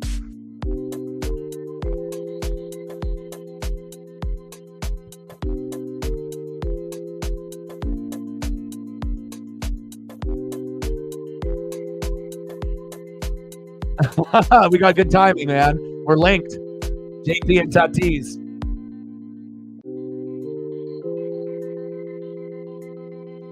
That's a good question, Rudy. You know, it's a little early, so I don't think we really know just yet. You know, we know that there's going to be a few divisions that are going to be amazing, but, you know, or we assume they're going to be amazing and whatnot, but obviously with the, you know, like I said, I'm not sure if, oh, wow. Julio strikes out. 9 Ks for Pivetta. Julio's not happy. I'm excited for you. Elliot might be able to give you some info on that. You know, he does a bunch of fantasy baseball and is covering, you know, all the, you know, teams and players and kind of, you know, covering it as a whole. But I don't know, man. It's a little early. I think we got to wait, you know, until we get to, like, you know, by maybe game 20 to game 60. You know, we need to get somewhere like 20 to 60 games in. You know, 20 to kind of see, you know, the first kind of initial, like, spark on what teams ended up getting off to a fast start. And then once we get about 60 games in, I think you're going to kind of understand where the teams are at.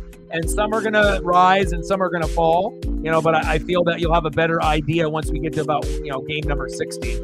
That's usually for, you know, how I judge it, you know, about a third of the way through the season. Bottom of the 6th, 1-0 Mariners.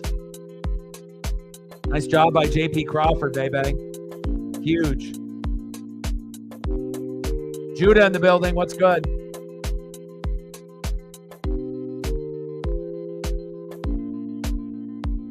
How are you, bro? What's good? Right.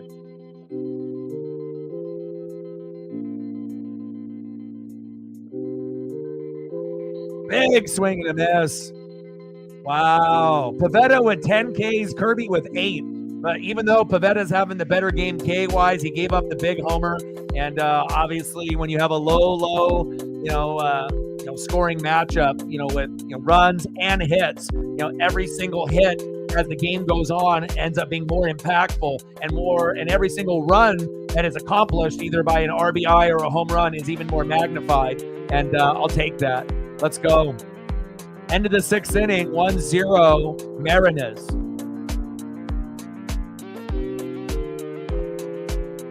All right, leading off for the Red Sox, 0 for 2 with a K. Shortstop, Trevor Story. Batting second, 0 for 2 with a K. First baseman, Tristan Casas. And batting third, 0 for 2 with a K. Center fielder, Sedan Rafaela. JP Crawford bringing that energy, that lightning, that electricity. JP.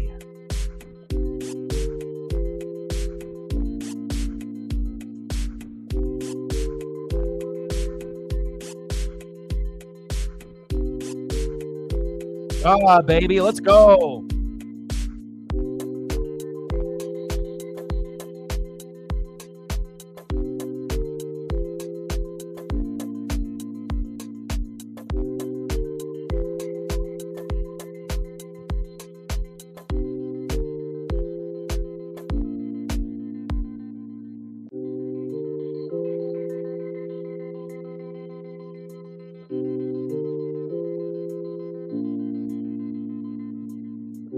Top of the 7th, 1-0 Mariners.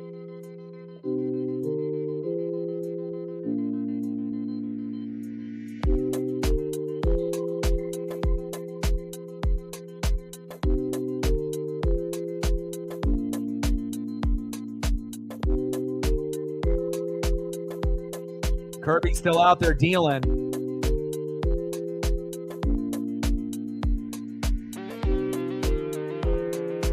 Go, George. Finish strong. Let's go, baby.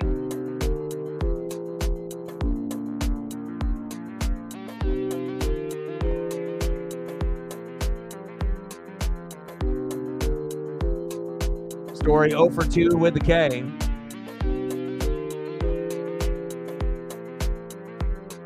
One pitch. Big swing and a miss. 1-2 count.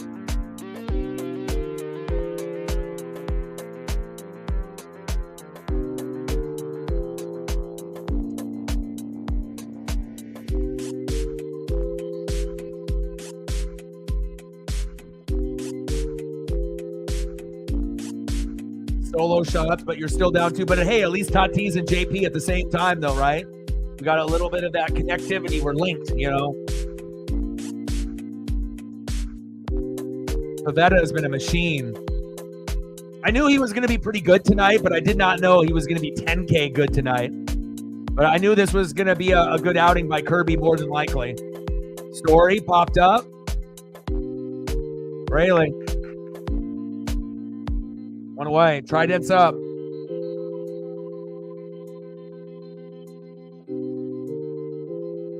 Next up, first baseman Tristan Casas. 0 for 2 with a K.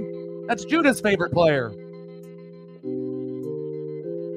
I can see why people like him on Boston.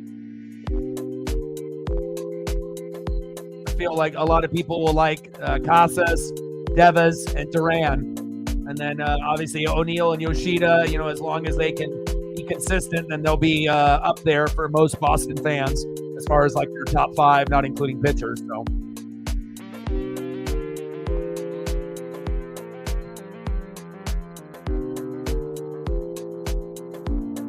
big swing and a miss, 1-1 count. So we got 8 Ks for Kirby, 10 for Pavetta. Pavetta only had 84 pitches and he got 10 Ks. That's crazy. Kirby right now is at 94 pitches with 8 Ks, but we just need to finish strong here. And also, we saw how shitty the bullpen was for the Mariners, you know, yesterday.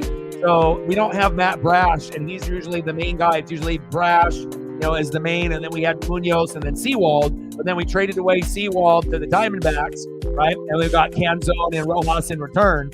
So now if we have to go with our starting pitching a little bit longer, so that way we don't just blow the game by, you know, putting someone in the 6th or the 7th or the 8th and blow a lead, you know, trying to go a little bit longer with our pitchers was a smart move by Service, because you don't want to be up like 1-0, all of a sudden bring in, you know, some mid reliever that's terrible, and all of a sudden we lose the lead and we lose the game. So that's ultimately kind of what happened yesterday, even though the Red Sox were the better team. You know, but if our bullpen and our defense were a little bit better, I think the game would have been slightly closer. But the hitting wasn't good, the defense wasn't good, and the bullpen was terrible.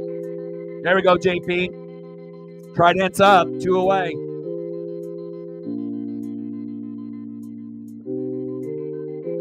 Oh, Tristan instead of, with the O-N instead of an A-N. Yeah.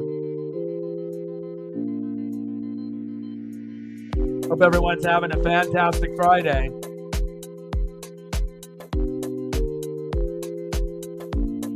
Anybody's got Twitter/X, please do your boy a solid and like and retweet the stream, the live stream. It'll definitely help us out. Like, sub, donate, comment, share.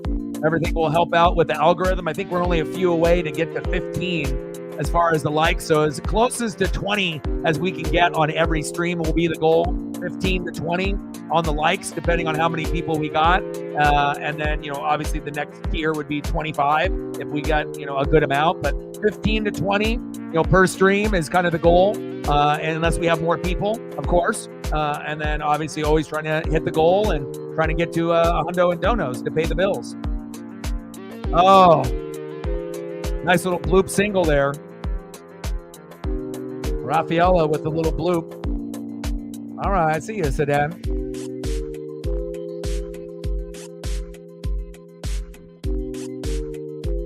He's on a 99. Is he going to get pulled now? I think they're making a pitching change. Good job, Kirby. Nice job, George.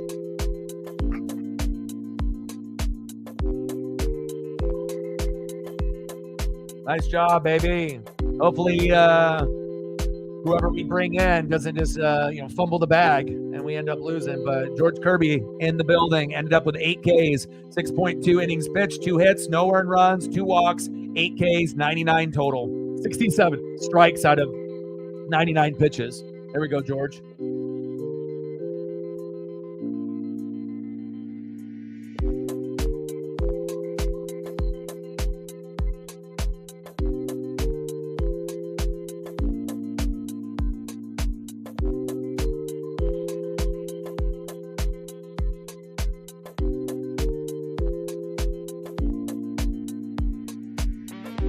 Top of the 7th, 2 outs, 1-0. Mariners.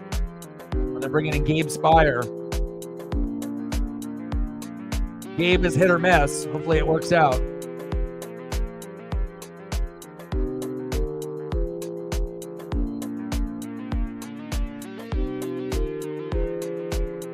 Thank you, Megan. I appreciate you very much. Much appreciated. Elliot, Matt, and Megan, thank you.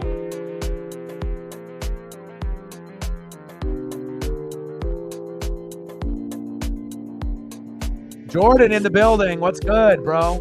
Bro, this game is wild. All right, I already knew that Kirby was going to be better than Castillo, right? But I did not know that Nick Pivetta was going to try to put off a performance of a lifetime today. You know, at one point, we only had 1 hit given up each, and you just have to keep the faith, you know, as a Mariner fan, right? And, we finally got the J.P. Crawford look that we needed. He was 0 for 6. He didn't want to make it 0 for 7. And back, him and Tatis at the same time. You know, obviously, Elliot, the big Padre fan, he's watching their matchup at the same time. And nice for JP to get going. But Kirby was dealing, and it's nice to be able to see JP with that solo shot to get off the schneid. Let's go.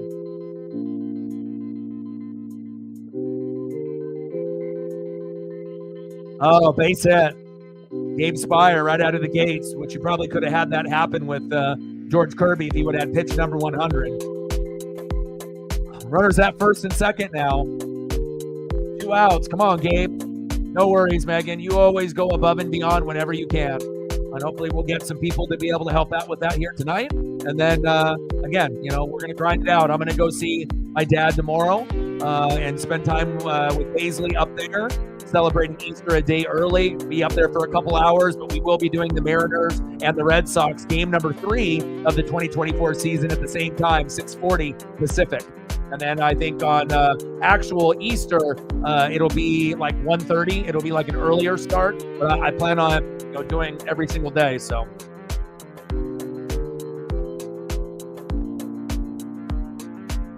Rudy, yeah, 30-30. I think it could be even above that. I think at some point it'll be 40-40, and then once he hits his prime, somewhere between years 4 through 7, or it might end up being a little bit later, like in years 8, 9, or 10. But he might end up having a 50-50 year. He's not there yet because he needs to have that discipline in the box. But 30-30 almost every year is like that's what you expect. But I think that the new goal instead of 30-30 should be 40-40. But again, he's going to have to progress, slowly but surely. But 30-30 is like almost the bare minimum. And it's like you want him to be at 300 or just under, like in the 290s. But, again, it'll all be about plate discipline and, being able to work the count a little bit better. He hasn't been the greatest at that in his career, kind of swinging wildly. He would do that. Teoscar would do that. Kellenic would do that. Eugenio Suarez would do that. Like a lot of the guys would just be swinging blindly at the first 2 pitches, even if they weren't strikes. And that gets you into a lot of trouble, in the box. So especially if the pitcher knows that you're going to get baited. So.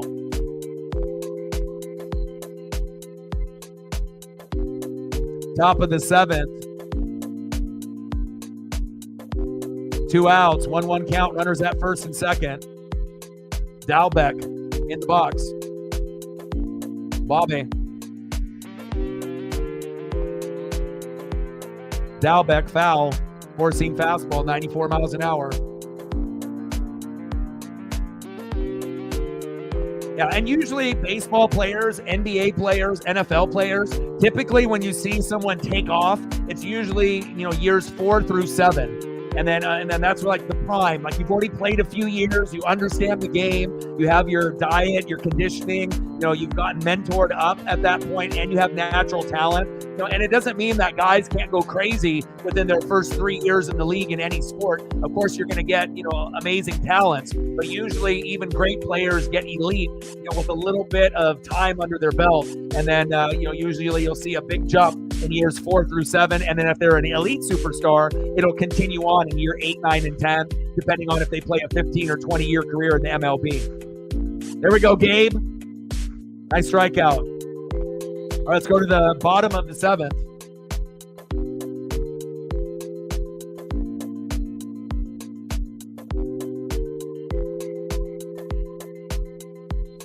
All right, leading off for the Mariners in the bottom of the 7th, 0 for 2 with a K, DH, Mitch Haniga.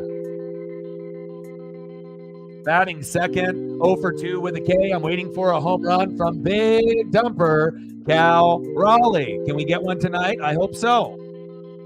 And batting third, 1 for 2 with a K, first baseman, Ty France. Let's go.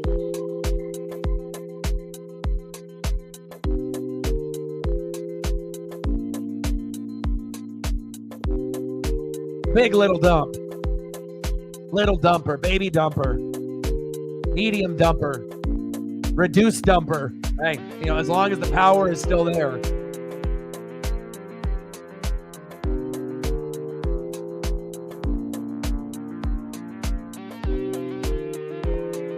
Go, Cal. You're one of my favorite players on the team. Let's get it. Maybe putting up multiple photos will get some extra juju in the air for him. Or Mitch Haniger can hit another homer like he did yesterday. 2-run blast from Haniger, 2-run blast from Demo, pinch hitting. But then it kind of, it dried up. We needed more production out of JP and Ty France. You can't have those guys go like 0 for 7, 0 for 8. You need to be able to have a little bit more consistency. But again, it was the first game, and not every player is going to get a hit in the first game of the regular season. So.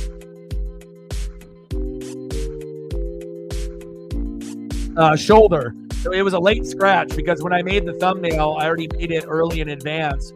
And I tried with Cassis and a few of the others, but again, I tried with Yoshida, I tried with Story, Duran, but a lot of the images weren't really converting or they weren't that good. So then I had to go with Devas again with this particular look.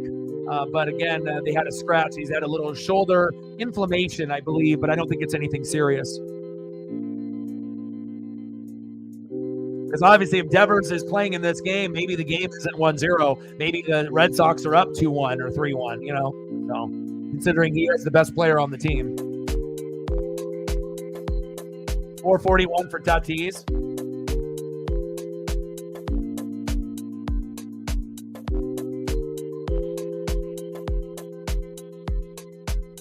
Let's go, Mitch.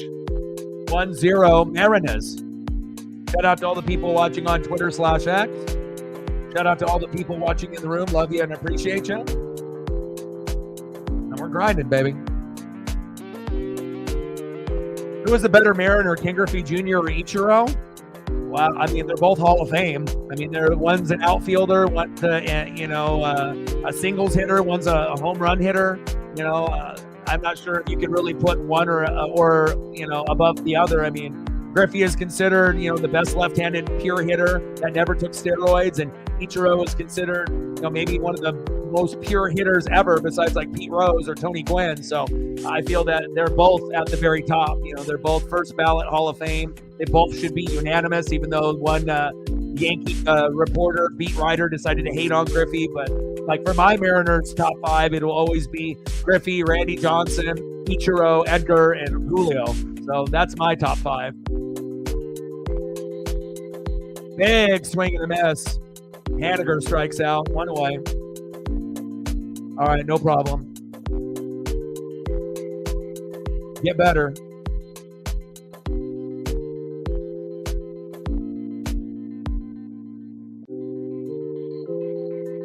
Let's go, Cal.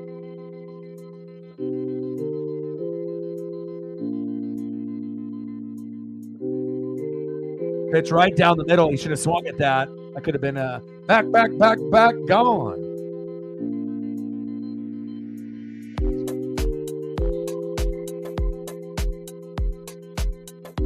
There we go, Cal. Oh, line drive.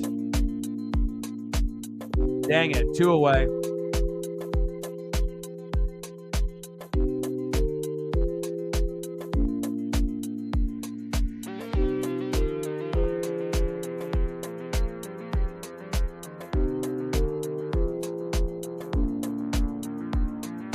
We can hit her up with a photo on her way out here.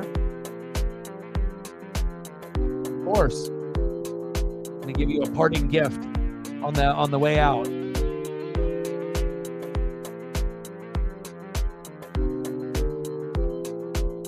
And we'll be live tomorrow at 6:40. There you go. Handsome guy.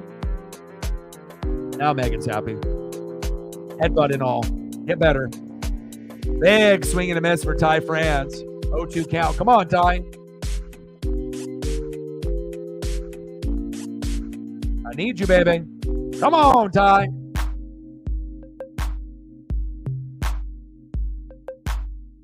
Check swing. Did he go? No, he didn't. 1-2 count. There he is. Okay, sounds good.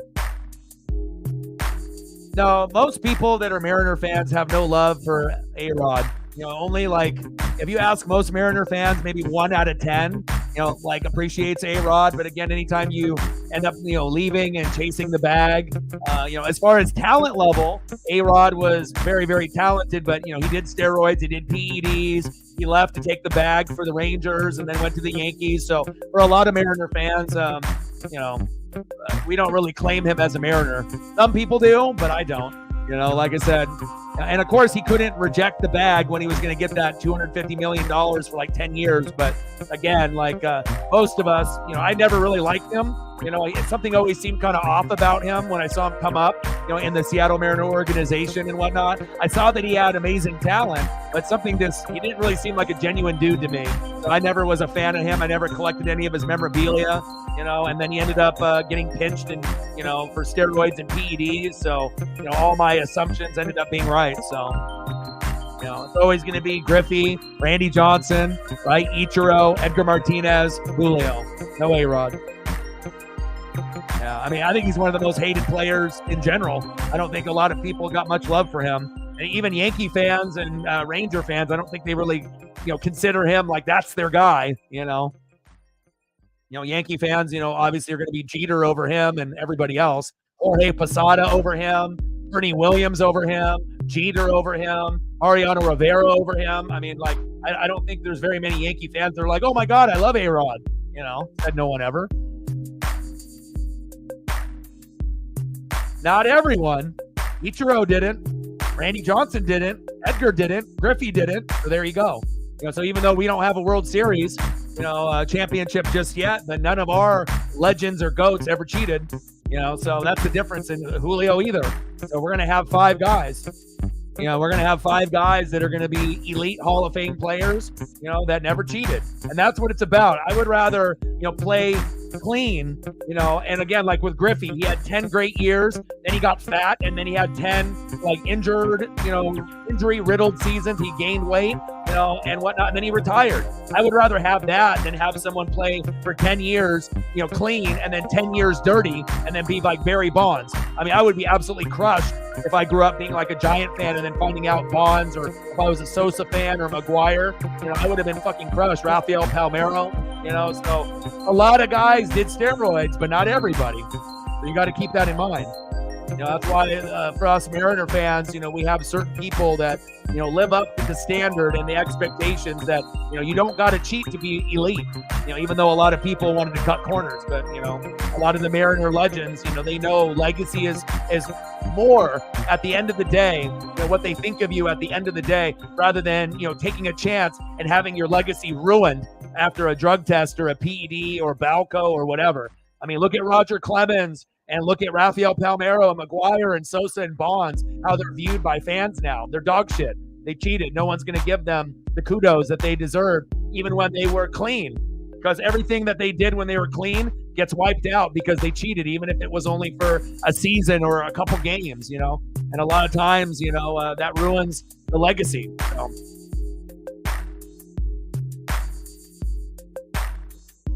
Shit, I was watching Pedro on the fucking Expos with Randy Johnson. Could you imagine if they would have kept that organization there? Pedro Martinez, Randy Johnson, Oil Can Boyd, Andres Galarraga. They got a little squad. Top of the 8th, 1-0 Mariners.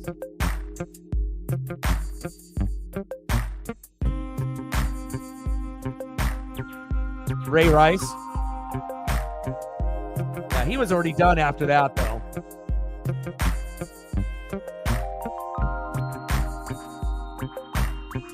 Now, Haniger's 0 for 3, but they had to put him in a kind of an unnatural position at DH.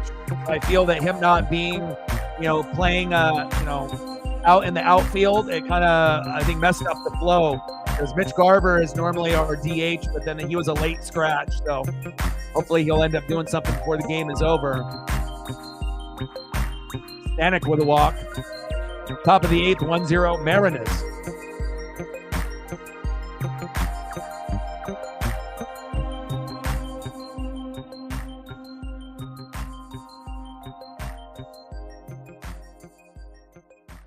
All right, next up for the Red Sox, in the top of the 8th, runner at first, no outs, Jarren Duran. 0 for 2 so far tonight. Pitches inside, 1-0 count.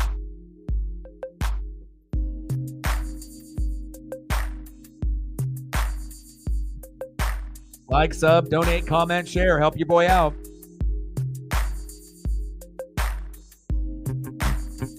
For 2 with a base on ball and a K for Duran. This is a key, you know, moment in the game too, because even though we got that J.P. Crawford solo dinger, you know, we already saw how bad the bullpen is for the Mariners in game number 1 on opening day yesterday. We only had a Demo pinch hit 2-run blast, and then Mitch Haniger 2-run blast, and that was it.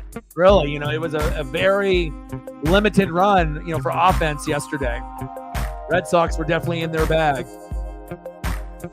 I mean, hell, if you can't beat the Red Sox without Devers playing, you don't deserve to win. You know, again, I didn't know Pivetta was going to play so well, but, you know, George Kirby played good too. You know, Kirby ended up with 8 Ks, Pivetta with 10, but now it's a whole new ball game with Spire and Stanek and Winkowski. So we'll see how it ends up turning out here, but hopefully we can hang on and we can add on a little bit.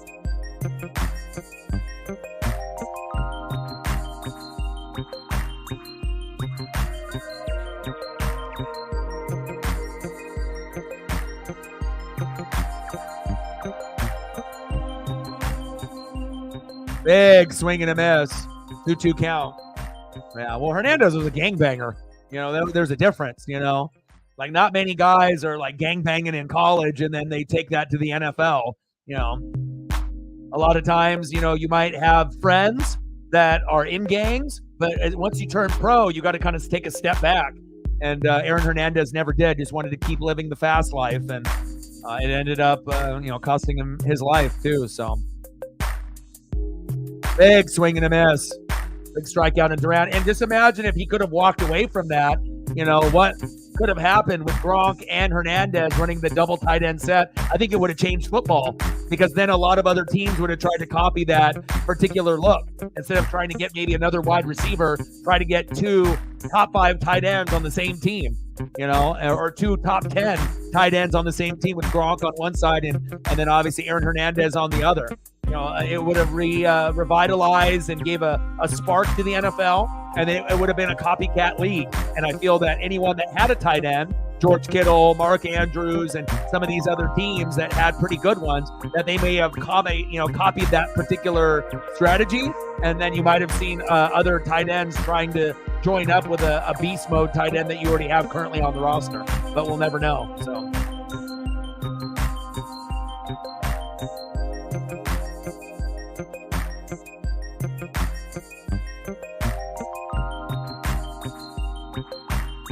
Bloody sock game. Kurt Schilling. Yeah. Foul ball.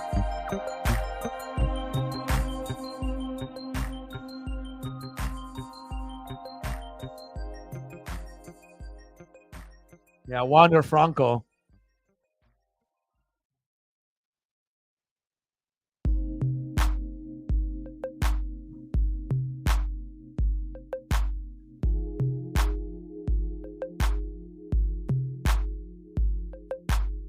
Top of the 8th, 1-0 Mariners. Runner at first. Stanek on the mound. 2-1 count with one away. Tyler O'Neill in the box.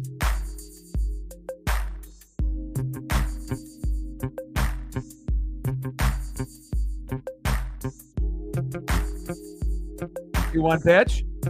Popped up. Yes, sir. Trident's up. There we go, JP. Good defense.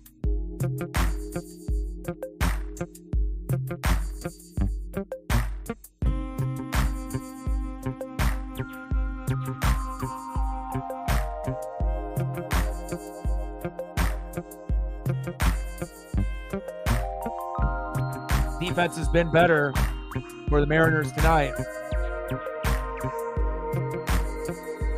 Next up, Masataka Yoshida.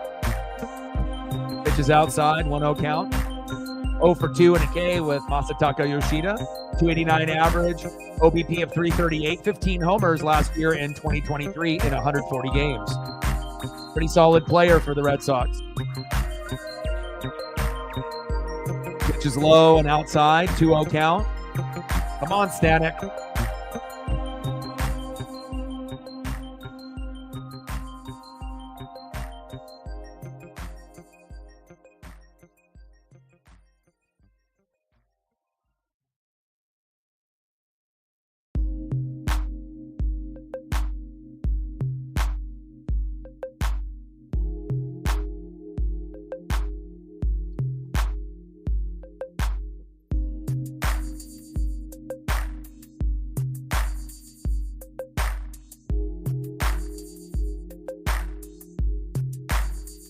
Yoshida.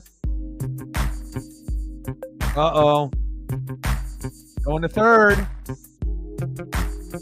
Uh-oh. Runners on first and third. Good sign there for Judah. Now at bat, Trevor Story, 0 for 3 with a K. Can he end up getting them tied up or take the lead? We'll find out here in a second. Nice clutch hit by Yoshida at the DH. Like I said, whenever I watch him, he always plays well. He always does well against the Mariners. He might not, be as consistent as some people would like, but he's definitely one of the top 4 guys. At least he is against the Mariners every time I see him. It's like Duran will play well. Devers will play well, even though he's not playing tonight. Yoshida plays well. And then now we'll see, how O'Neill and Story and Casas end up playing, throughout the regular season as well. We're going to go with another pitching change. Got our bullpen stakes. Kirby, Spire, and Stanek. Got to find a way to hang on. We got to be able to try to get another run, too, before the game is over. Nice job, Yoshida.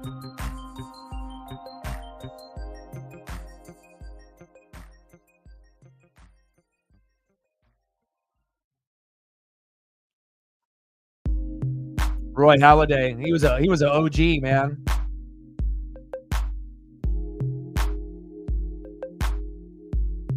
Like for me with pitchers, I'm more of a Randy Johnson, Sandy Koufax kind of guy. So, Sandy Koufax for my dad, and I like lefties.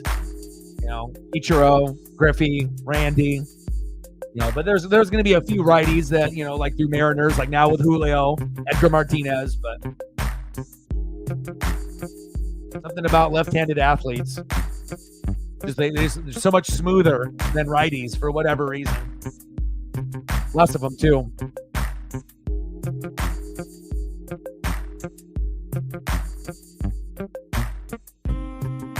And make sure you're taking care of your mental health. Listen to some music, go for a walk, exercise. You got a cat or a dog, make sure you're spending time with your pets to improve your mental health. Check up on friends. Make sure that you're doing all the things to be able to win the day. We got Munoz in there, baby. Robin Ventura. I watched that live. Like in 92, I think I was like 10. Yes, I do remember that. I mean, Nolan Ryan could be like 45, 50 years old, and he was still going to beat the shit out of him. Nolan Ryan was like an alien. I don't understand how someone can have 5,000 Ks, never have Tommy John surgery, and literally pitch in 4 decades.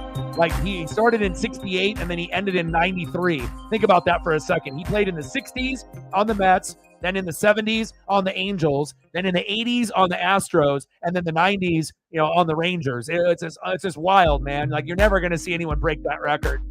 Like, Nolan Ryan was literally unreal. I'm glad I got a chance to actually watch some of him, when I was young. He was unbelievable. And back then, you had starters going the whole way, pitching all 9 innings. On top of that, they weren't just going 6 innings like now. They were going 9, 10, 11, and it was just like one pitcher. Sometimes they would have one pitcher, and then it was the closer. Like the mid-relievers, at some point, they didn't even exist, unless you had like shitty pitching. Then you had your starters, then you had your mid-relievers like now, and then your closer. But if you had a badass Nolan Ryan, chances are he would just go the whole way. I mean, if you go look at his no-hitters and, what he was able to do. Same thing with like Sandy Koufax. Back in a lot of these guys, they would go the whole game. A much different game now.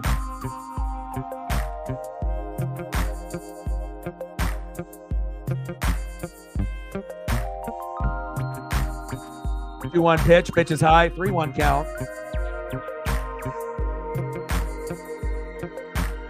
Andres Munoz, let's go, baby. We need you. 3-1 pitch. Big swing and a miss. Nice job. That's a good Munoz, baby.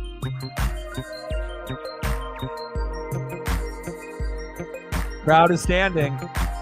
Let's go.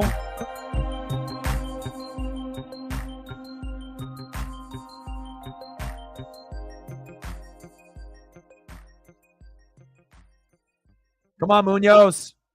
1-0 Mariners, 2 outs. Top of the 8th. Grounder towards third. To first. Off a hop.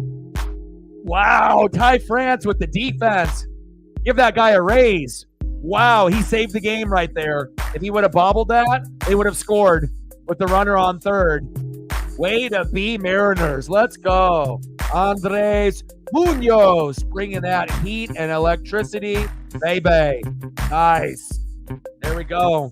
Go to the bottom of the 8th. Nice to at least have some of our pitching step up. Munoz, you get 1 photo. You get 2 photos. You get 3 photos. Nice punch out, baby. There we go. 4 hits for Boston, 3 for Seattle, and Crawford homered to right in the bottom of the 6th to give us the 1-0 lead. Let's see if we can get a little bit more insurance here tonight. Next up for the Mariners, 0 for 2 with a K, left fielder Dominic Canzone. Batting second this inning, 0 for 2 with a K. Third baseman Luis Urias. Great play there at third. It might have not been Eugenio Suarez, but it was a good play there off that dribbler. And then batting third, right fielder, 0 for 2 with a K, Luke Rayleigh. Let's go.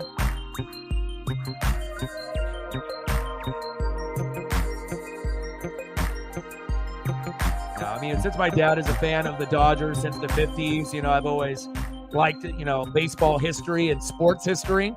So, I like to be able to go back and do a lot of film study and reading, anything I can find with books and magazines and internet content, YouTube. But I like to be able to see the history of the game, to see the Babe Ruth, to see the Honus Wagner, the Joe DiMaggio, the Mickey Mantle, the Willie Mays, the Hank Aaron, the Sandy Koufax. To be able to go, that route, and then, going later on with like Nolan Ryan and Steve Carlton, and then, being able to see what I grew up with, with the Griffey, Barry Bonds, Mark McGwire, Rafael Palmeiro, Roger Clemens era, and then beyond. So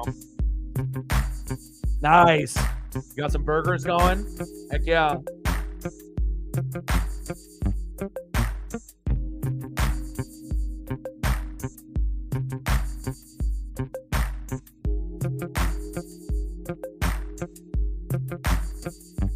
Let's go, Dom.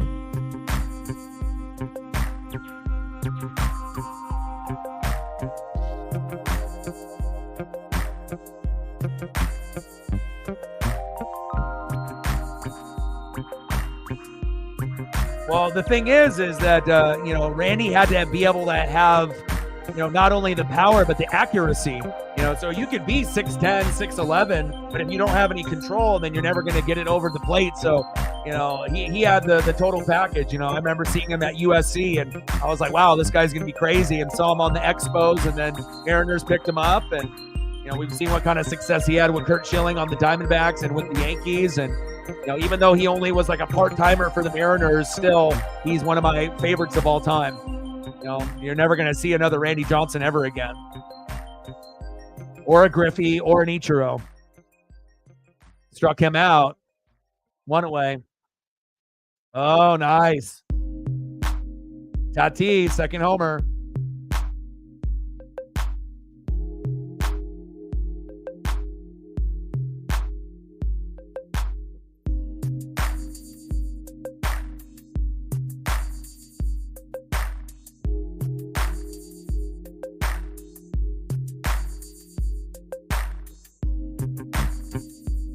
Come on, Urias. Urias.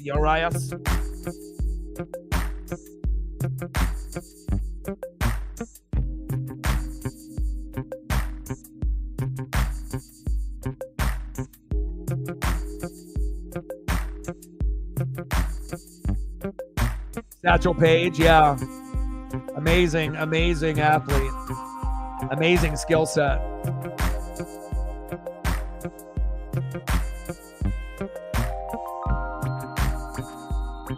Pitch is outside. 1-1 count.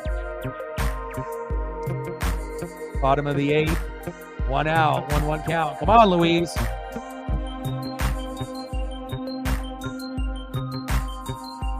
RJ in the building. What's good? Pop foul. 1-2 count.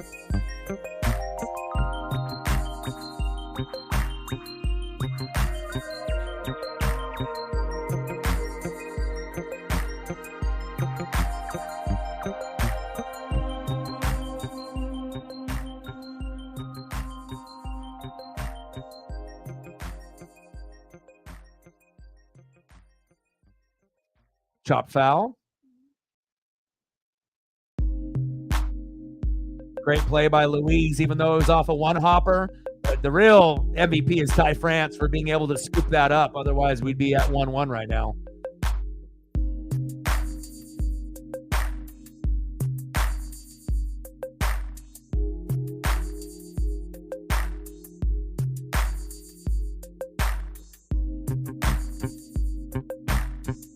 Bottom of the eighth.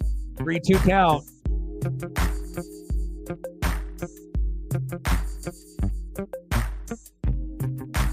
Struck him out.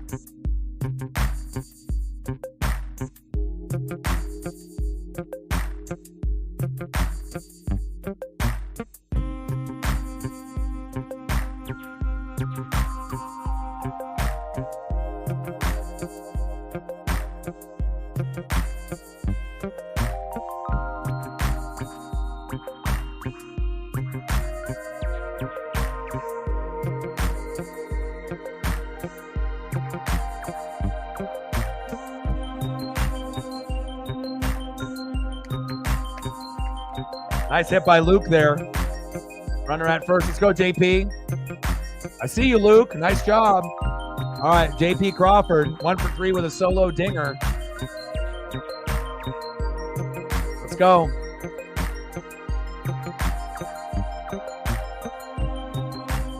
Lauren in the building. What's good, brother?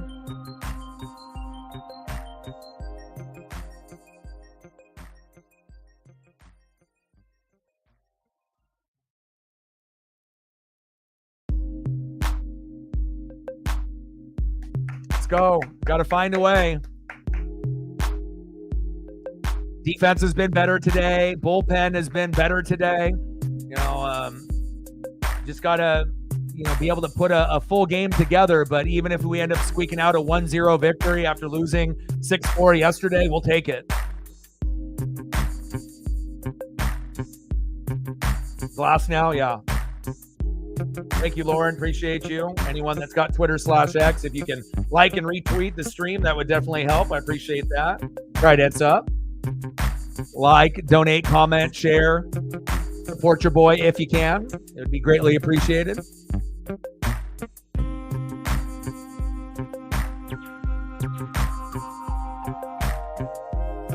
Pitch is low and inside.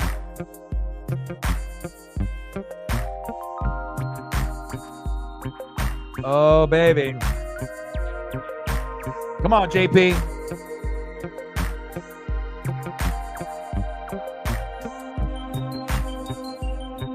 Let's go. I already knew, when he was 0 for 6, 0 for 4 yesterday, and 0 for 2, at some point he's got to break the schneid. And, and I didn't expect him to homer, but thank God he did.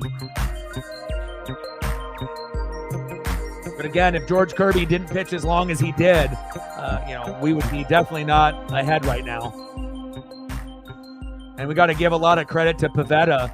Red Sox, you got something there. 10K performance.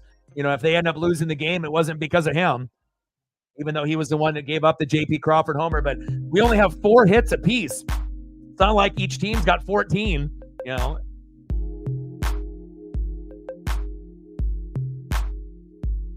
Count is full.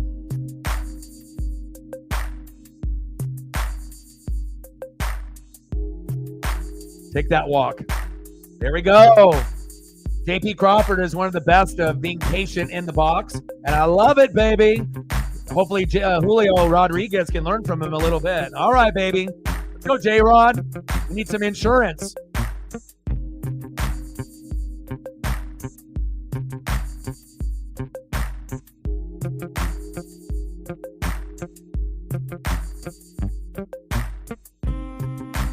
One for 3 with a K.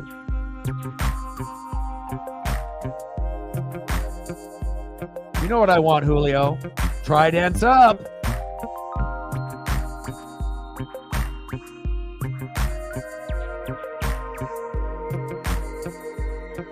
Benjamin in the building. What's good?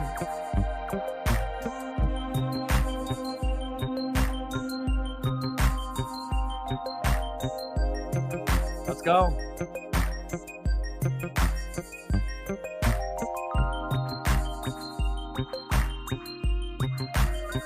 One zero Mariners. 2 outs. Runners at first and second. Come on, Julio. Be patient. You don't always got to swing at that first pitch or even the second pitch. The year that Julio learns this, he'll be able to get a 40-40 or a 50-50 season. It may be a few years before we see him, get better and better at that. But, running the bags, stealing bases, he's great, right? Defense, no fly zone, great, right? RBIs and homers, great. But his average, and just the plate appearances in the box, having more patience in the box, that's the one single thing that he needs to improve on. And if he can be better there, then at some point, instead of being a top 10 player, he'll be a top 5 player, maybe a top 3 player, and maybe eventually before his career is over, at one point, maybe he'll be known as the best player in baseball. It's not going to be anytime soon. Again, normally it takes, year 4 through 7 to get into your prime, but if you play 20 years, it may end up being year 8, year 12, who knows? But Julio is one of those guys that's got that Griffey potential. It just depends if he lives up to it or not. Oh, yeah. All the Yankee players sweating through the jerseys. Yeah, they absolutely hate them. Pitch is outside. 3-1 count.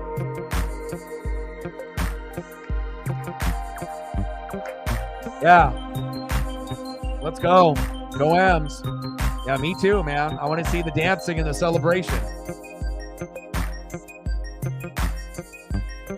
Come on, Julio.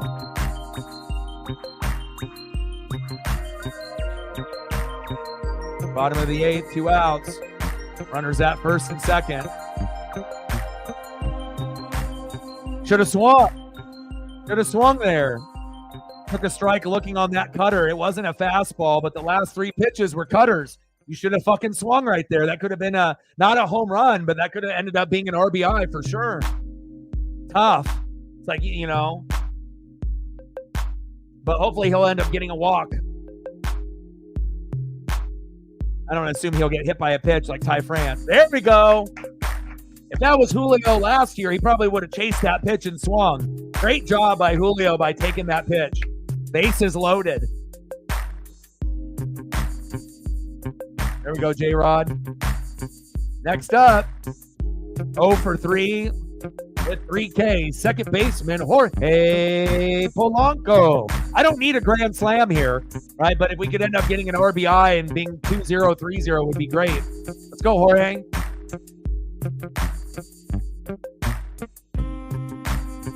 Yeah, well, it's not only that they sweat, it's that the jerseys are thin and they're cheaply made and they're see-through, you know?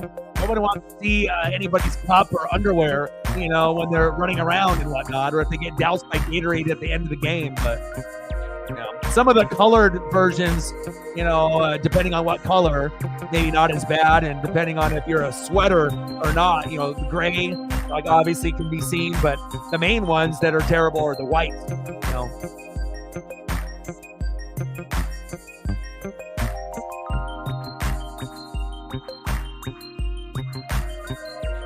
Guardians and A's. There you go.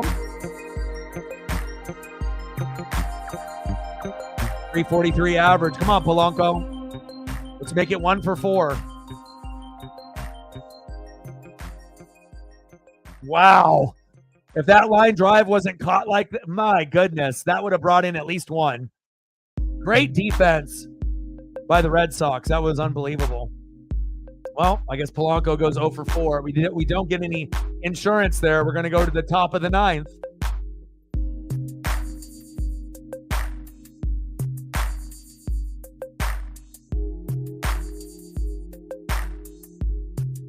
All right, 0 for 3 with a K, leading off in the top of the 9th. Last opportunity for the Red Sox. First baseman, Tristan Casas. Batting second, 1 for 3 with a K, center fielder, Ceddanne Rafaela. And batting third, instead of Emmanuel Valdez, who is it going to be? Pablo Reyes.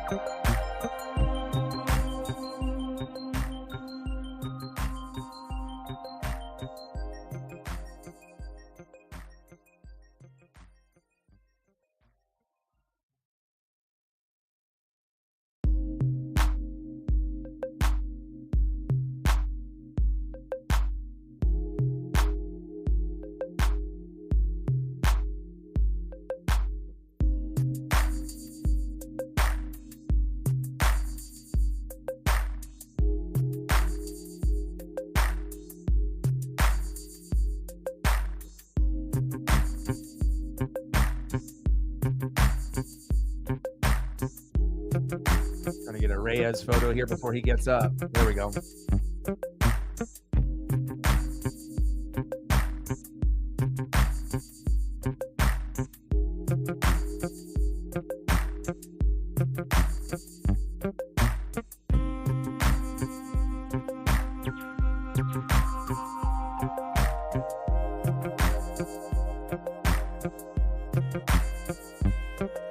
I got one just in time.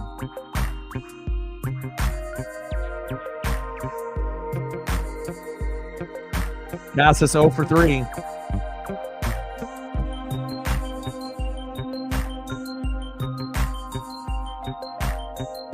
Casas. Chapman, another 2-run homer. A lot of homers in your game. 8-3 Giants. That's tough. Come on, Munoz. Pitch is low. 3-1 count.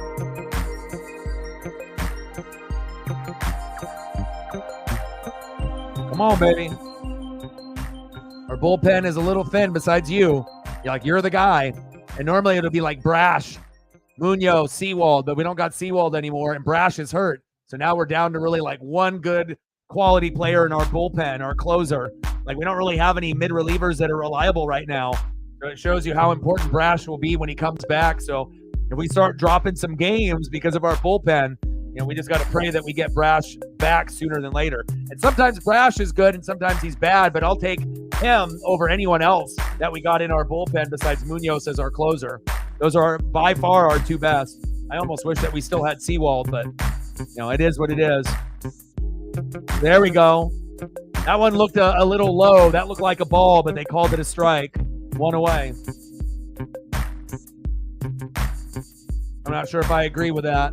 That one looked like it was definitely a ball. Out of the zone, but that's the ump for you. Sorry, Tristan. Next up, center fielder, Sedan Rafaela. Big swing and a miss. 0-1 count.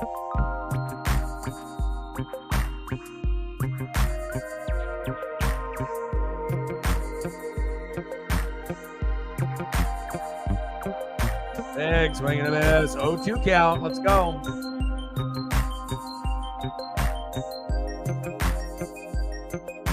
Go M's. Shout out to all the people watching on Twitter/X, as well as the people on YouTube here in the chat. Love you and appreciate you very much. Big swing and a miss. Got him.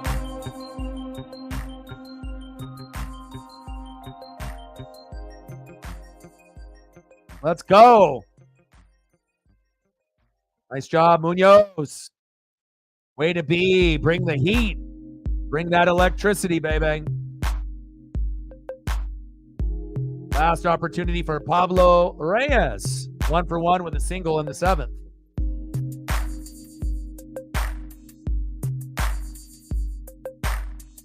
Yeah, make sure to like the stream. Let them know.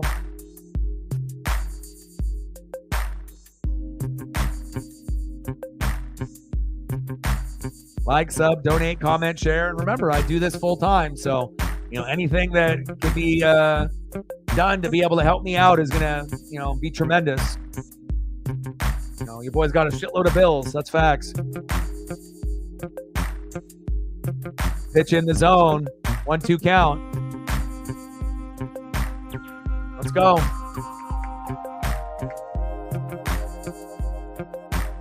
I appreciate you, Elliot and Matt, for taking over, and it'll be definitely appreciated. We just got to be able to get more people and more support.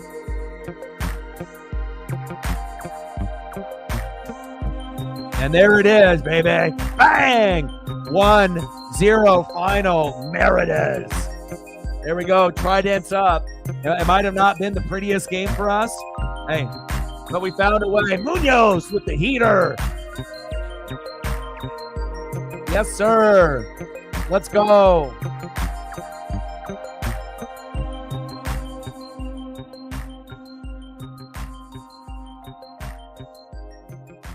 And you know what time it is. Mariners win. Mariners win. Mariners win. Let them dance, boys.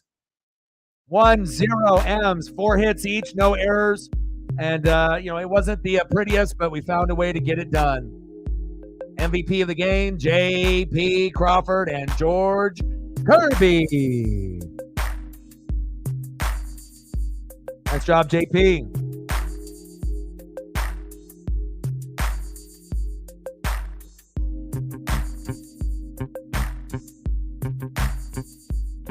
Nice job by the bullpen and Munoz being hot, hot, hot. Again, if we didn't have him pitching, who knows what the score would have been. But nice for us to be able to get our first win of the season after a disappointing Game 1 where Boston played great and we ended up losing 6-4. 2-run bomb by Haniger in Game 1. 2-run bomb off a pitch hit for Demo, Dylan Moore. And we got a home run here by J.P. Crawford. Julio's still been kind of a little cold, but we found a way. Let's go. On the home turf, too. All right. Let's go. So, you got burger. What kind of burgers did you make? And if you haven't smashed the like button just yet, please do. and hopefully we can get some more support, because again, when you're doing this full time, you already understand if you're streaming every day, there's going to be some streams where, you're not hitting the numbers either with the likes or the subs or the donos. But at the end of the day, I'm going to need at least the bare minimum to be able to keep continuing to do the dream, to like pay for the internet bill so I can continue streaming and whatnot. So, anyone that's in the room, make sure you're keeping that in mind. I will end up being in the room tomorrow. Going to spend Easter one day early with my dad, so Paisley can end up meeting my dad's new pup, Lucas. So Paisley and Lucas will be hanging out, running around, and we'll have some probably ham and turkey and rolls and gravy and all the fixins. So I'll have some leftovers, and then I'll be back in time, probably around like 3 or 4. And then we are going to stream at the same time tomorrow, game number 3 against the Red Sox and the Mariners, and I'll be here. It'll be 6:40, I believe. Let's take a quick peek ahead. Make sure I have the right time. But I'm pretty sure, 6:40 tomorrow, the same time. And we're going to get Cutter Crawford against Logan Gilbert. So definitely excited about that. And I love you guys, and I appreciate you guys very much. Shout out to all the people watching on Twitter/X. Shout out to Elliot and Matt for handling the mod duties moving forward. I love you guys, and I appreciate you. And I got one question for you. Who you know talks sports like us? Your boy Orion, Northwest Sports Fanatics. 1-0 win by the Mariners. GG to the Red Sox and Judah. And I'm out. Okay.